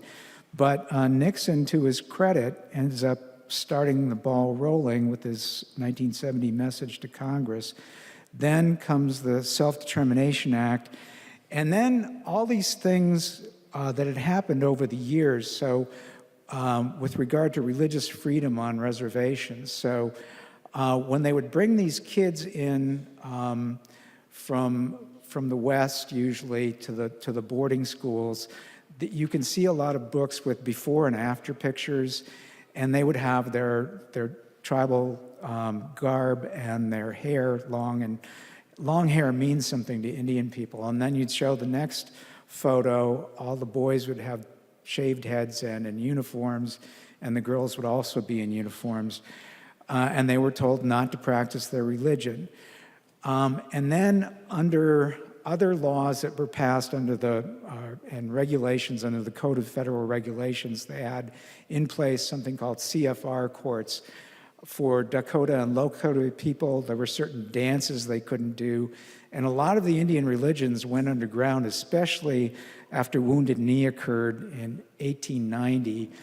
and some people were practicing this type of religion, the ghost dance, and the Army ended up firing into a group of men, women, children, elders that were doing this dance, wearing these shirts that were they thought were impervious to bullets, and killed a whole bunch of people. In 1890, then a lot of Indian religions went underground. So, and again, Forrest Girard, Frank Duchesneau, the National Congress of American Indians, in 1978 gets the American Indian Religious Freedom Act through, kind of acknowledging that, you know, the free exercise clause indeed applies on the reservations, that tribes have the right to exercise their religions, and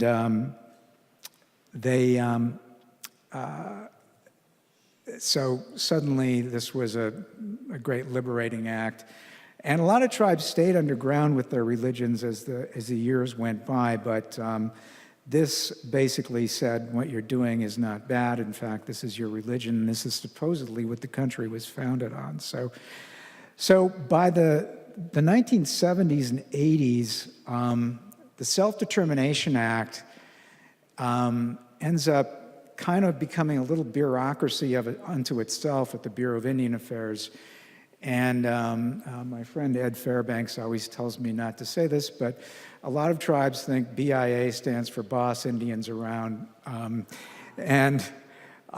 So they still had a great deal of authority, the Bureau did, over tribes under these self-determination contracts. So in spite of the fact that tribes may take over 1 or 2 or 3 positions under a self-determination contract or a 638 contract, as they're known, the Bureau was still kind of making the tribes follow their regs.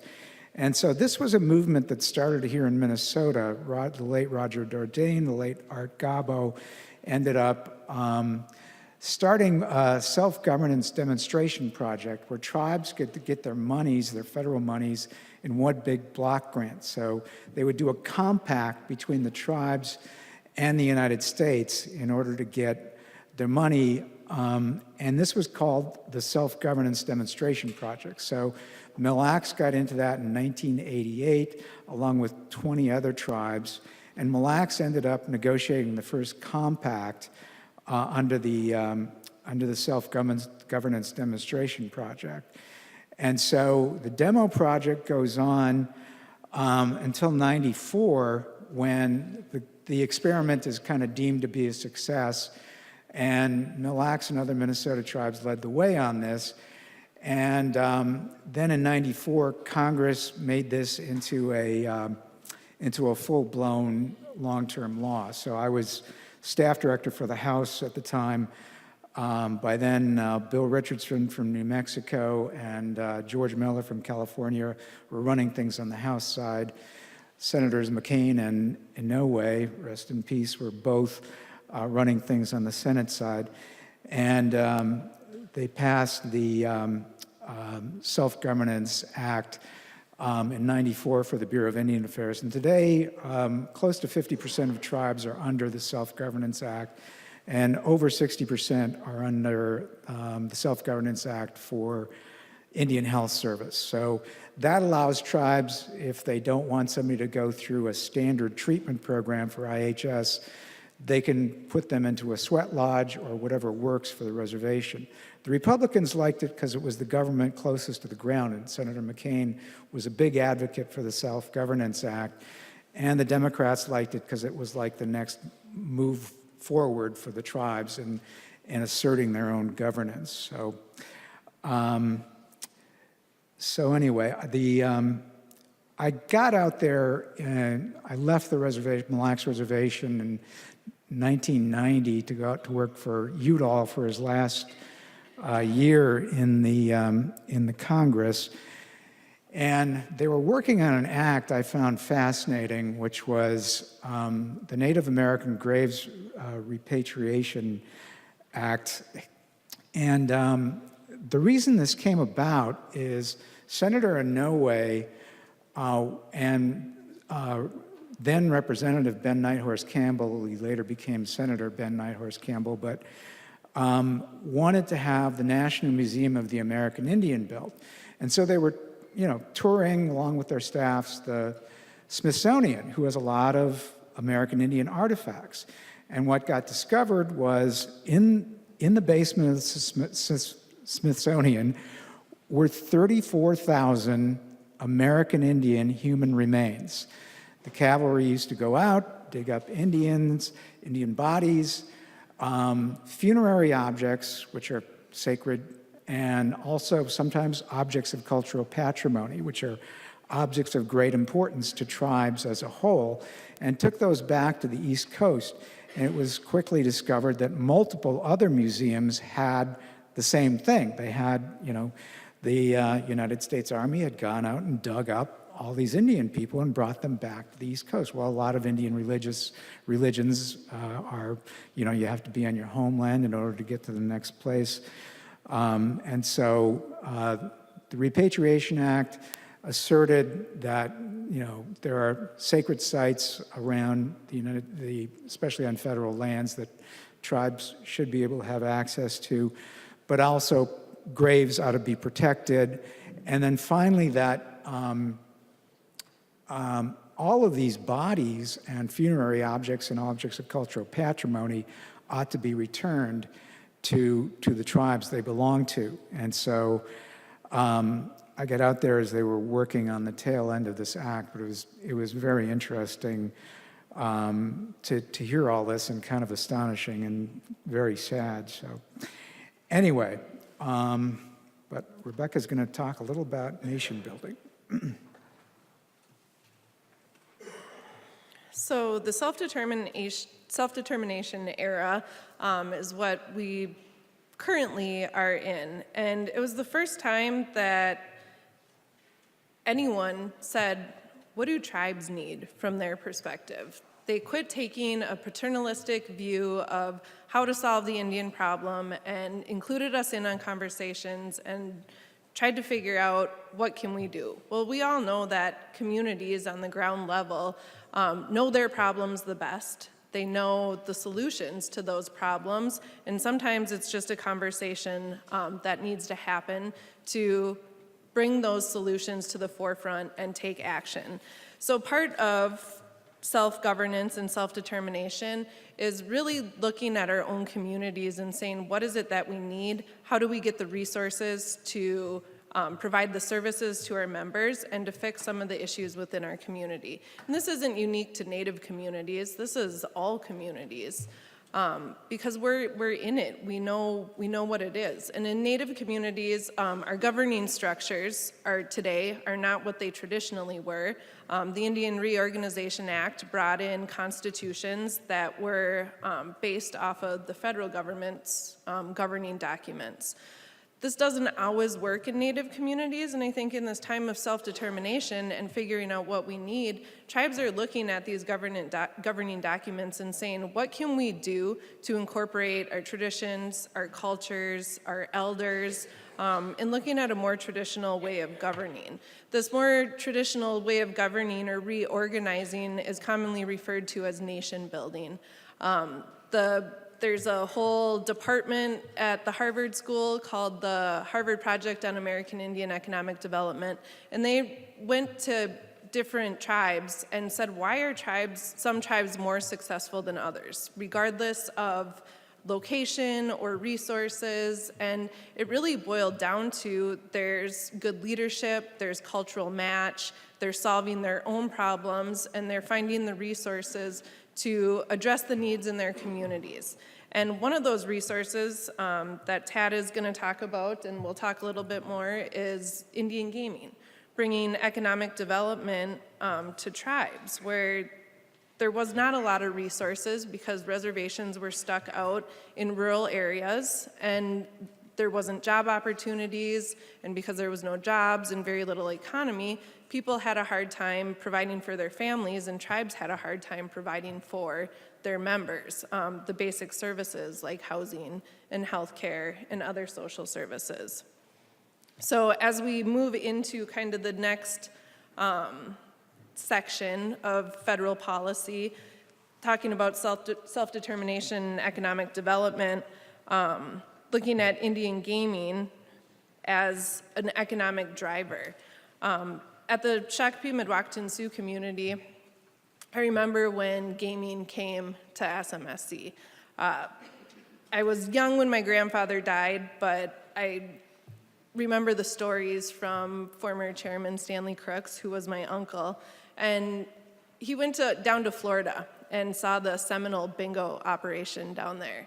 And he came back, and at that point, it was the 1980s, and Shakopee was still way rural. You know, Minneapolis hadn't kind of built up around us, and so he came back and said, I think we can do this. I think people would come here and play bingo. Let's build a bingo hall. And the other community members kind of looked at him like he was crazy. Who's gonna come out here and play bingo? No one's gonna drive all the way out here. It's never gonna happen. Well, several conversations later and a little bit of energy, we built a bingo hall. And the rest is kind of history. People did, it turns out, want to drive all the way to the middle of nowhere to play bingo. And from that point on, we were able to provide jobs to our members. We had the revenue to provide services. And now we get to provide services at a level that Indian country hasn't seen for a long time, since prior to contact and the economies that were in place that did provide for the people. So I'm going to let Tad talk about some of the policies and legislation behind economic development. Thanks. So there's some photos on page 26, and that's pretty much. I went to the Mille Lacs Reservation as a Vista volunteer in the 80s. And that's what the top one is what a lot of the housing looked like.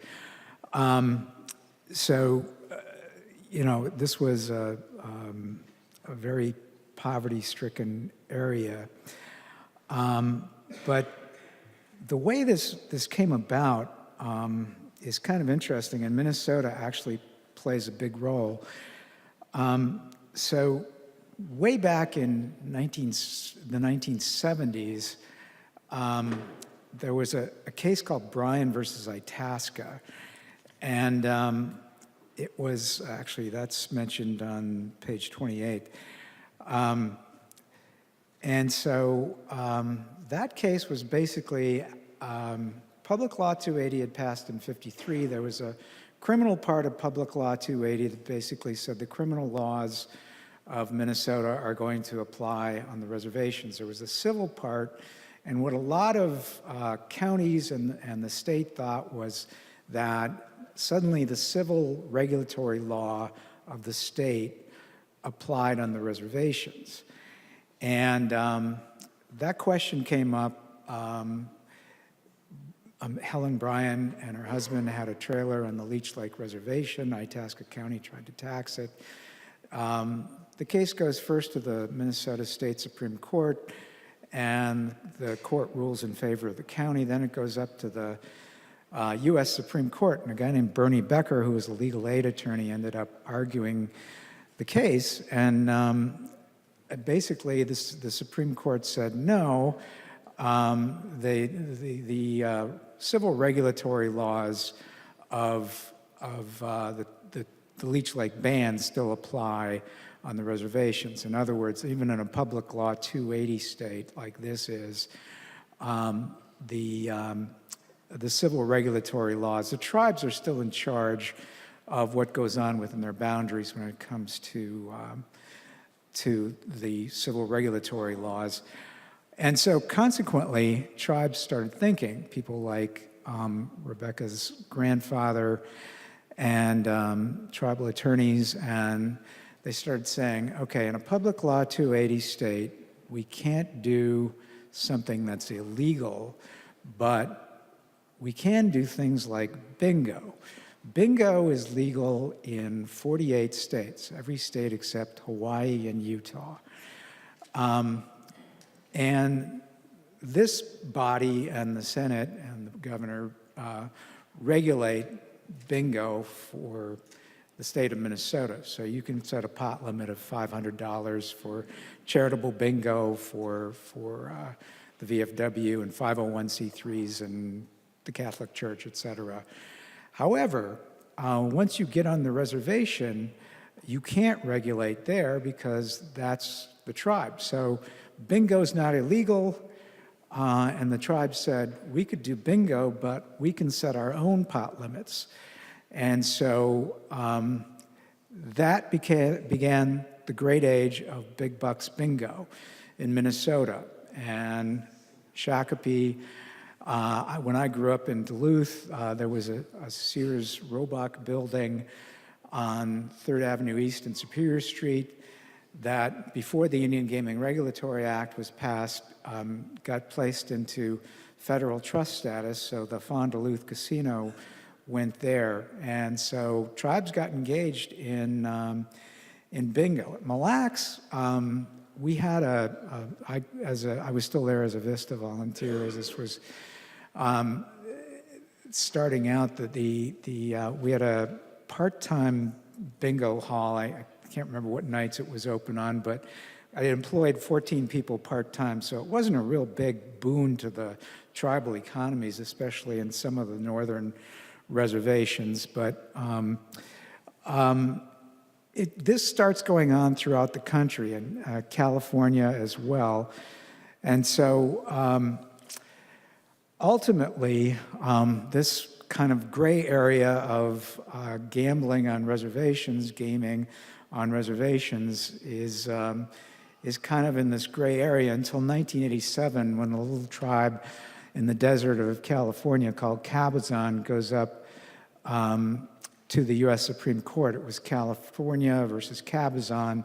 The case goes up to the Supreme Court, and going back to those general principles of tribes retain all sovereignty that hasn't been expressly taken away, so the Supreme Court ends up ruling that, if it's not criminally prohibited on the reservations and it's regulated by tribes, the tribes can do it. So suddenly Congress is in a panic. So this was 1987 when Cabazon came down. 1988, there had been gaming bills floating around for a long time. So it was still Senator Inouye and Senator McCain on the Senate side, and Mo Udall and Tony Coelho from California ended up doing a lot of work on the bill on the House side. But they passed the Indian Gaming Regulatory Act in 1988. And what the Indian Gaming Regulatory Act does is it creates a regulatory scheme for gaming. So Class 1 gaming, if you ever go to a Ojibwe powwow, for example, there's a game called the moccasin game, which is, they used to play with fur traders, and they lay out a blanket, and that's regulated by tribes. Class 1 gaming is regulated by tribes. All types of gaming are regulated by tribes, but that one is solely in the province of tribes. Class 2 gaming is like bingo and pull tabs. And the Indian Gaming Regulatory Act created the National Indian Gaming Commission, which regulates those things. Then it created Class 3 gaming.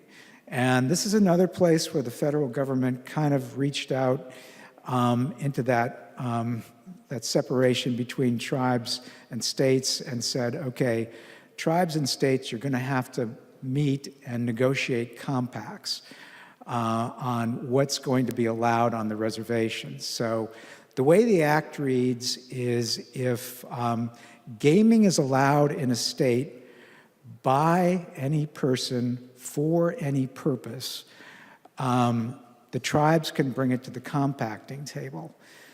And so Minnesota entered into these discussions earlier than other tribes and states did.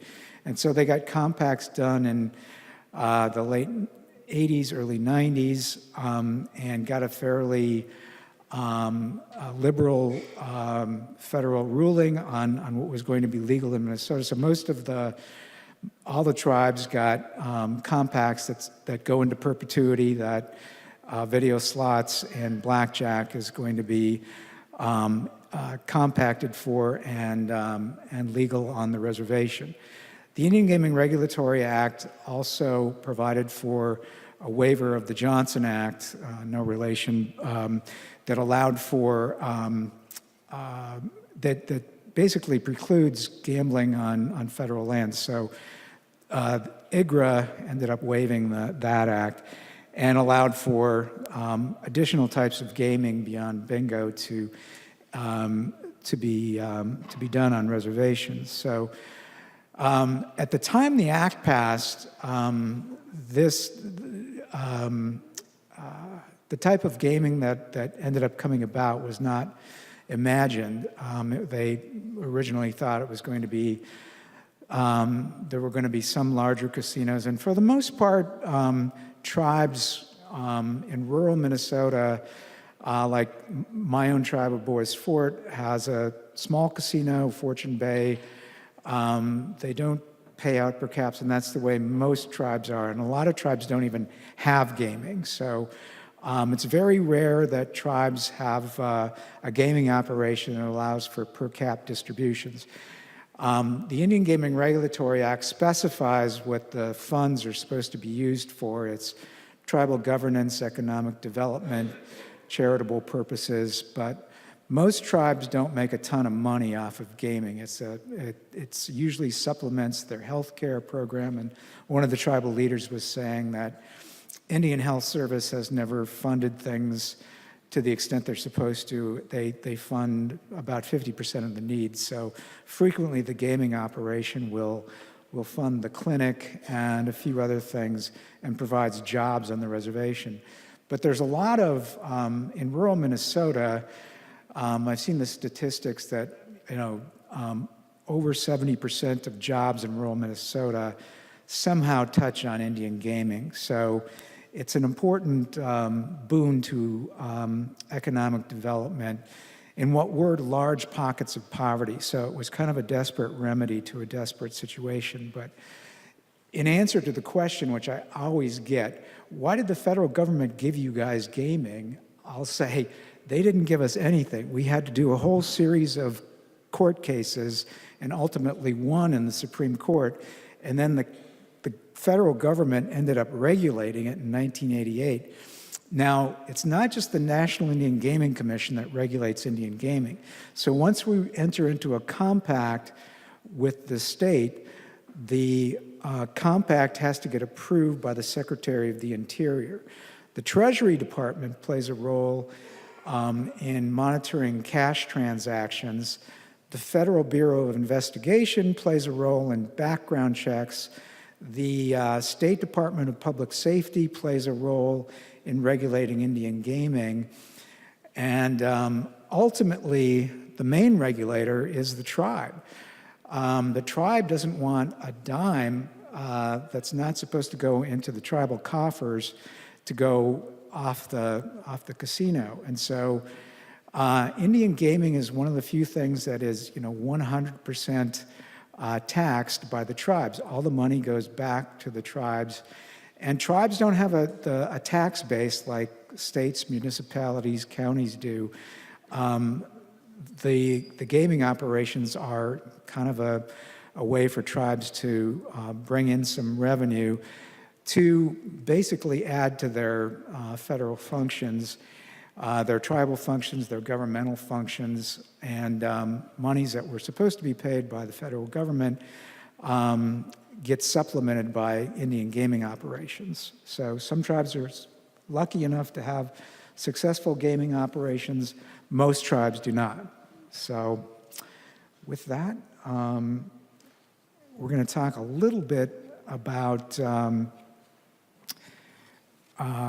tribal relations and agreements. And I think Rebecca's going to do most of the talking here, but I will talk about one place where we've managed to have a meeting of the minds on successful relations. And so when Melanie Benjamin and I were younger, we were trying to get the Mille Lacs Reservation to retrocede Public Law 280 like Bois Fort did, and our county wouldn't do that, but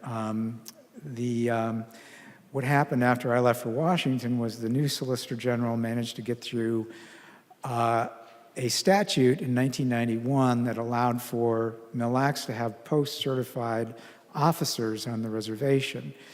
And then between 91 and 98, I think Lower Sioux and Fond du Lac got a similar statute through that allowed for post-certified officers to bring criminal matters into state court. Then in 98, an act passed that allowed for any tribe in the Public Law 280 state that we have to enter into an agreement with other counties. And so Mille Lacs has an agreement with Pine County where they have a large population.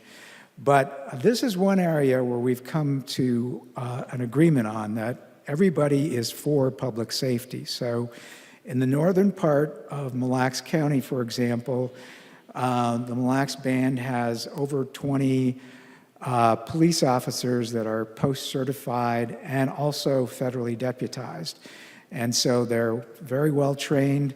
And there's a photograph of the Mille Lacs law enforcement on page 33. And the lady kind of in the middle there is Sarah Rice. She's our chief of police. And she's also on the post board here in Minnesota. So these law enforcement agreements can work out well, except when they don't. So when the county wants to back away from the law enforcement agreements, then the tribes get in trouble. And sometimes we had a situation recently where the county decided to back out. And later on, we renegotiated almost the exact same agreement. At Mille Lacs, same thing happened to us in 2007. But anyway, that's something that needs looking at. But these law enforcement agreements are working well. The Minnesota Indian Affairs Council is a state entity, but all the tribes are on it except for Upper Sioux.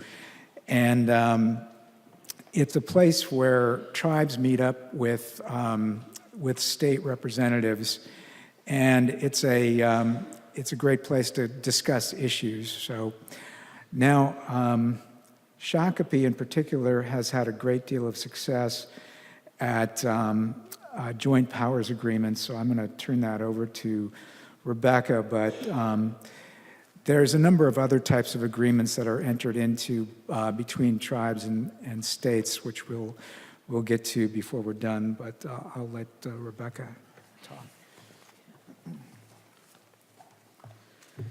So joint power agreements really benefit everybody involved. And we've not always gotten along with our neighbors at Shakopee. There were a lot of early tensions. But these days, I think Chairman Crooks and now Chairman Vig have done a great deal to build and repair relationships with our local officials, which has allowed us to enter into joint powers agreements that really benefit the whole county. One of the organizations that I think we're all most proud of is called SCALE. It's the Scott County Association for Leadership and Efficiency. And the mission of SCALE is really to forge new and innovative ways in which government entities can collaborate and provide superior services while making the most of limited resources. SCALE has allowed us to look at everything from equipment sharing to prioritizing road projects, and really just having conversations to look at areas where we don't have to recreate the wheel or we don't have to do everything on our own.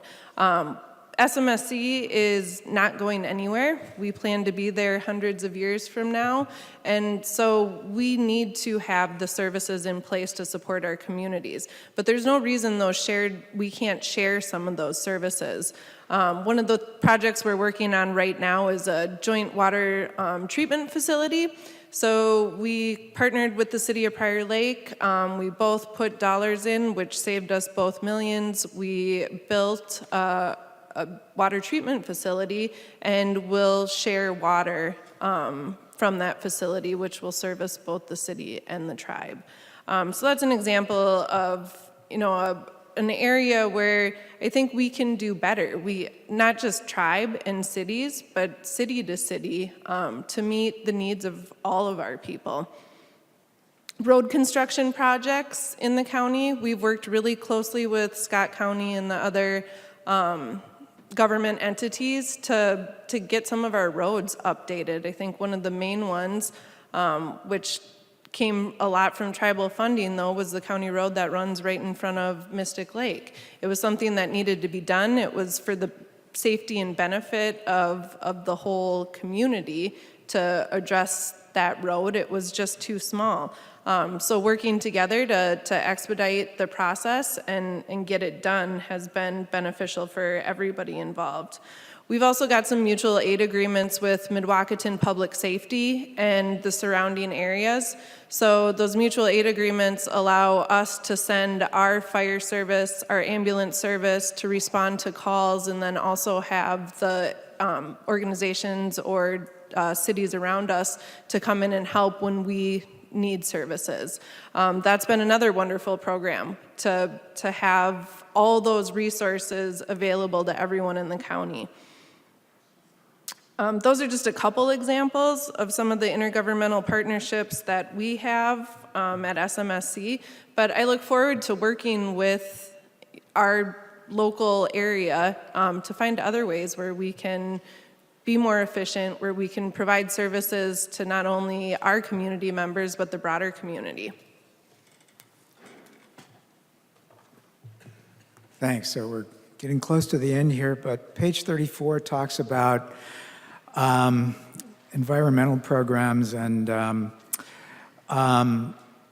tribes like Mille Lacs have PhDs in wildlife management. The Great Lakes Indian Fish Wildlife Commission is an entity that got created after the 1837 treaty case got litigated, and or during the time of that, and actually carried on afterward. Mille Lacs is part of that, so they also have a number of folks with doctorate degrees in wildlife management. Conservation co-management as a result of the court order of 1999 from the Supreme Court when the Mille Lacs Band won the hunting, fishing, gathering rights. There is co-management that goes on between the state DNR and the treaty tribes. And so there's other co-management agreements on Lake Superior by other tribes and throughout the state. So as Rebecca said, the environment is very important to the tribes because, the tribes have this designated area, the reservation, which they're going to be at in the next, for the next 200 plus years, whereas non-Indians may come and go, but the tribes are still going to be there. So they care about the land, they care about the water, they care about preserving the resources in the lake, the fish, the wildlife, et cetera. And so it's endemic in their nature to take care of the fish, the wildlife, the water, et cetera. And so working closely with the state on that is an important aspect of what the tribes do. Also, a few years ago, and I think this is still a project that's ongoing, the Northern Lights Express was going to have a railway that ran from the Twin Cities up through Hinckley into the Duluth and Superior area. And Mille Lacs very much wanted to be a part of that. And they said, well, you guys can come and pay the dues, but you can't vote because you're not in the cooperative agreement joint powers statute. So if you look at the joint powers statute from a few years ago, almost every form of government was in there except for federally recognized tribes. So we did put federally recognized tribes into that statute, which allows it, and that's still an unexplored territory. Tribes can make agreements based on their own sovereignty that existed prior to the being under the aegis of state law and the joint powers agreements. But anyway, that will hopefully open up some doors for additional agreements. So the Mille Lacs Band did become part of the NLX alliance, and there's some room for some opportunities there. And then on page 33, you can see some of the agreements that have been entered into, which I'm guessing Rebecca will address a little more. And then page 36 talks about Tribal Historic Preservation Offices, or TIPOs. So if things are being built, on or near the reservations, there are officers on each of the reservations that are there to preserve the historic properties and cultural traditions of the tribes. And anyway, so these are important folks that tribal state liaisons and tribal agencies will encounter when they're building things on and around the reservations. And frequently, most recently, we had an instance on Highway 23 near where I live, where a bit more consultation probably could have been done with the Fond du Lac Band, because they were building a road right through their reservation lands where there were a lot of folks buried. So anyway, that consultation that goes on between the state and the tribes is very important, and that goes on at all levels. We've trained 2,300 state employees, and under the Tribal State Relations program. And so we do these trainings just on reservations. And so we started off in 2013 at Prairie Island.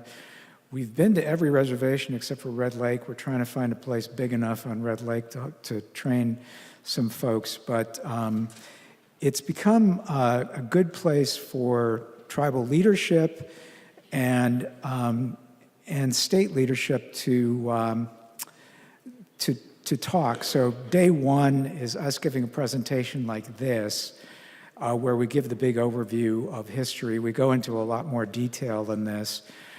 But we also have people getting up and telling their own personal stories, which we quickly discovered. Me talking for 15 hours, nobody wanted to hear that, not even me. So by people inserting their own stories of, Melanie Benjamin's family was relocated to St. Louis. Karen Diver, who used to be the chair of Fond du Lac, her family got relocated to Cleveland, Ohio. So having those personal stories, and we have a lady who actually survived the boarding school, who's now in her late 70s, who was in Alaska and had a lot of tragic things happen in the boarding school. When she came in, she couldn't speak any English, and every time she spoke her own native tongue, she would get slapped. And if she cried, they would hit her more. So to this day, she can't cry, and so she explains that during the Tribal State Relations program. But day one is us going through the history of, and we take it way back to when the first incursion of the Europeans occurred up to the modern age of self-determination and gaming. And then day two is more of an exchange of information, and we have a number of panels where tribal people can interact with state people to better understand how to work with reservations. So that initially was, a lot of the tribal leaders mentioned Executive Order 1310 by Governor Dayton, and I understand Governor Walz has something similar in the works, and we would love to see that continue on and be part of Minnesota law as we continue on. One thing I was asked to announce by the Speaker's office was with regard to your question cards, and Rebecca is going to come back after I'm done here, but please leave your question cards on the top of your desks, and the pages will collect them during the lunch break. So when you're done with your cards, the pages will come around, and I think Rebecca's going to bring us home. All right. Well, I just want to thank you all for being here, for listening. So much of this information isn't presented very many places. Those of us that grew up in tribal nations, we live it, so we understand it. And as tribal leaders, I think I can speak for all of us when I say we spend a good deal of time educating folks about the history of tribal nations and how we came to be today. And a lot of that time spent is bringing them up to date on where we are now so that we can then address issues to move us forward. If more of this information was available and out there, I think tribal leaders could spend more time on the pressing issues that they need to deal with in their communities rather than having to re-educate folks on 200 years of federal Indian policy that lead up to where we are today. I think this was an amazing opportunity. Again, I would like to thank Speaker Melissa Hortman for inviting us all here. This is an amazing first step to the collaboration I think we can have as tribal nations with the state of Minnesota that will only benefit all of us. So thank you all so much. I look forward to the afternoon and the session with the tribal leaders. I hope you all will leave some questions for us. And yeah, thank you. Ted, do you have anything else? No. Thank you all very much, miigwech, and hopefully we'll get a chance to chat at lunch. So thank you very much. So just, yes.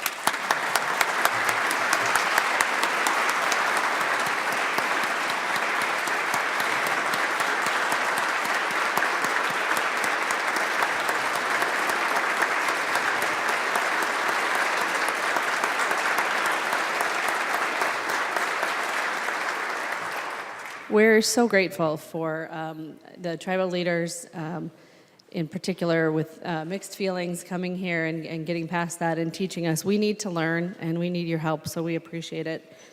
With regard to the lunches, so there are lunches available for members in room 316 of the Capitol. For the tribal leaders, we'll be having lunch with the governor and the lieutenant governor in the governor's cabinet room, and there's staff that will help you find where that is. And your box lunches are down in the governor's cabinet room. But for members, there's lunches up in 316. So we'll be on lunch break until 1:30. And then when we come back, we'll do questions and answers for a half an hour, and we'll do the tribal leaders panel for an hour, and then we will adjourn.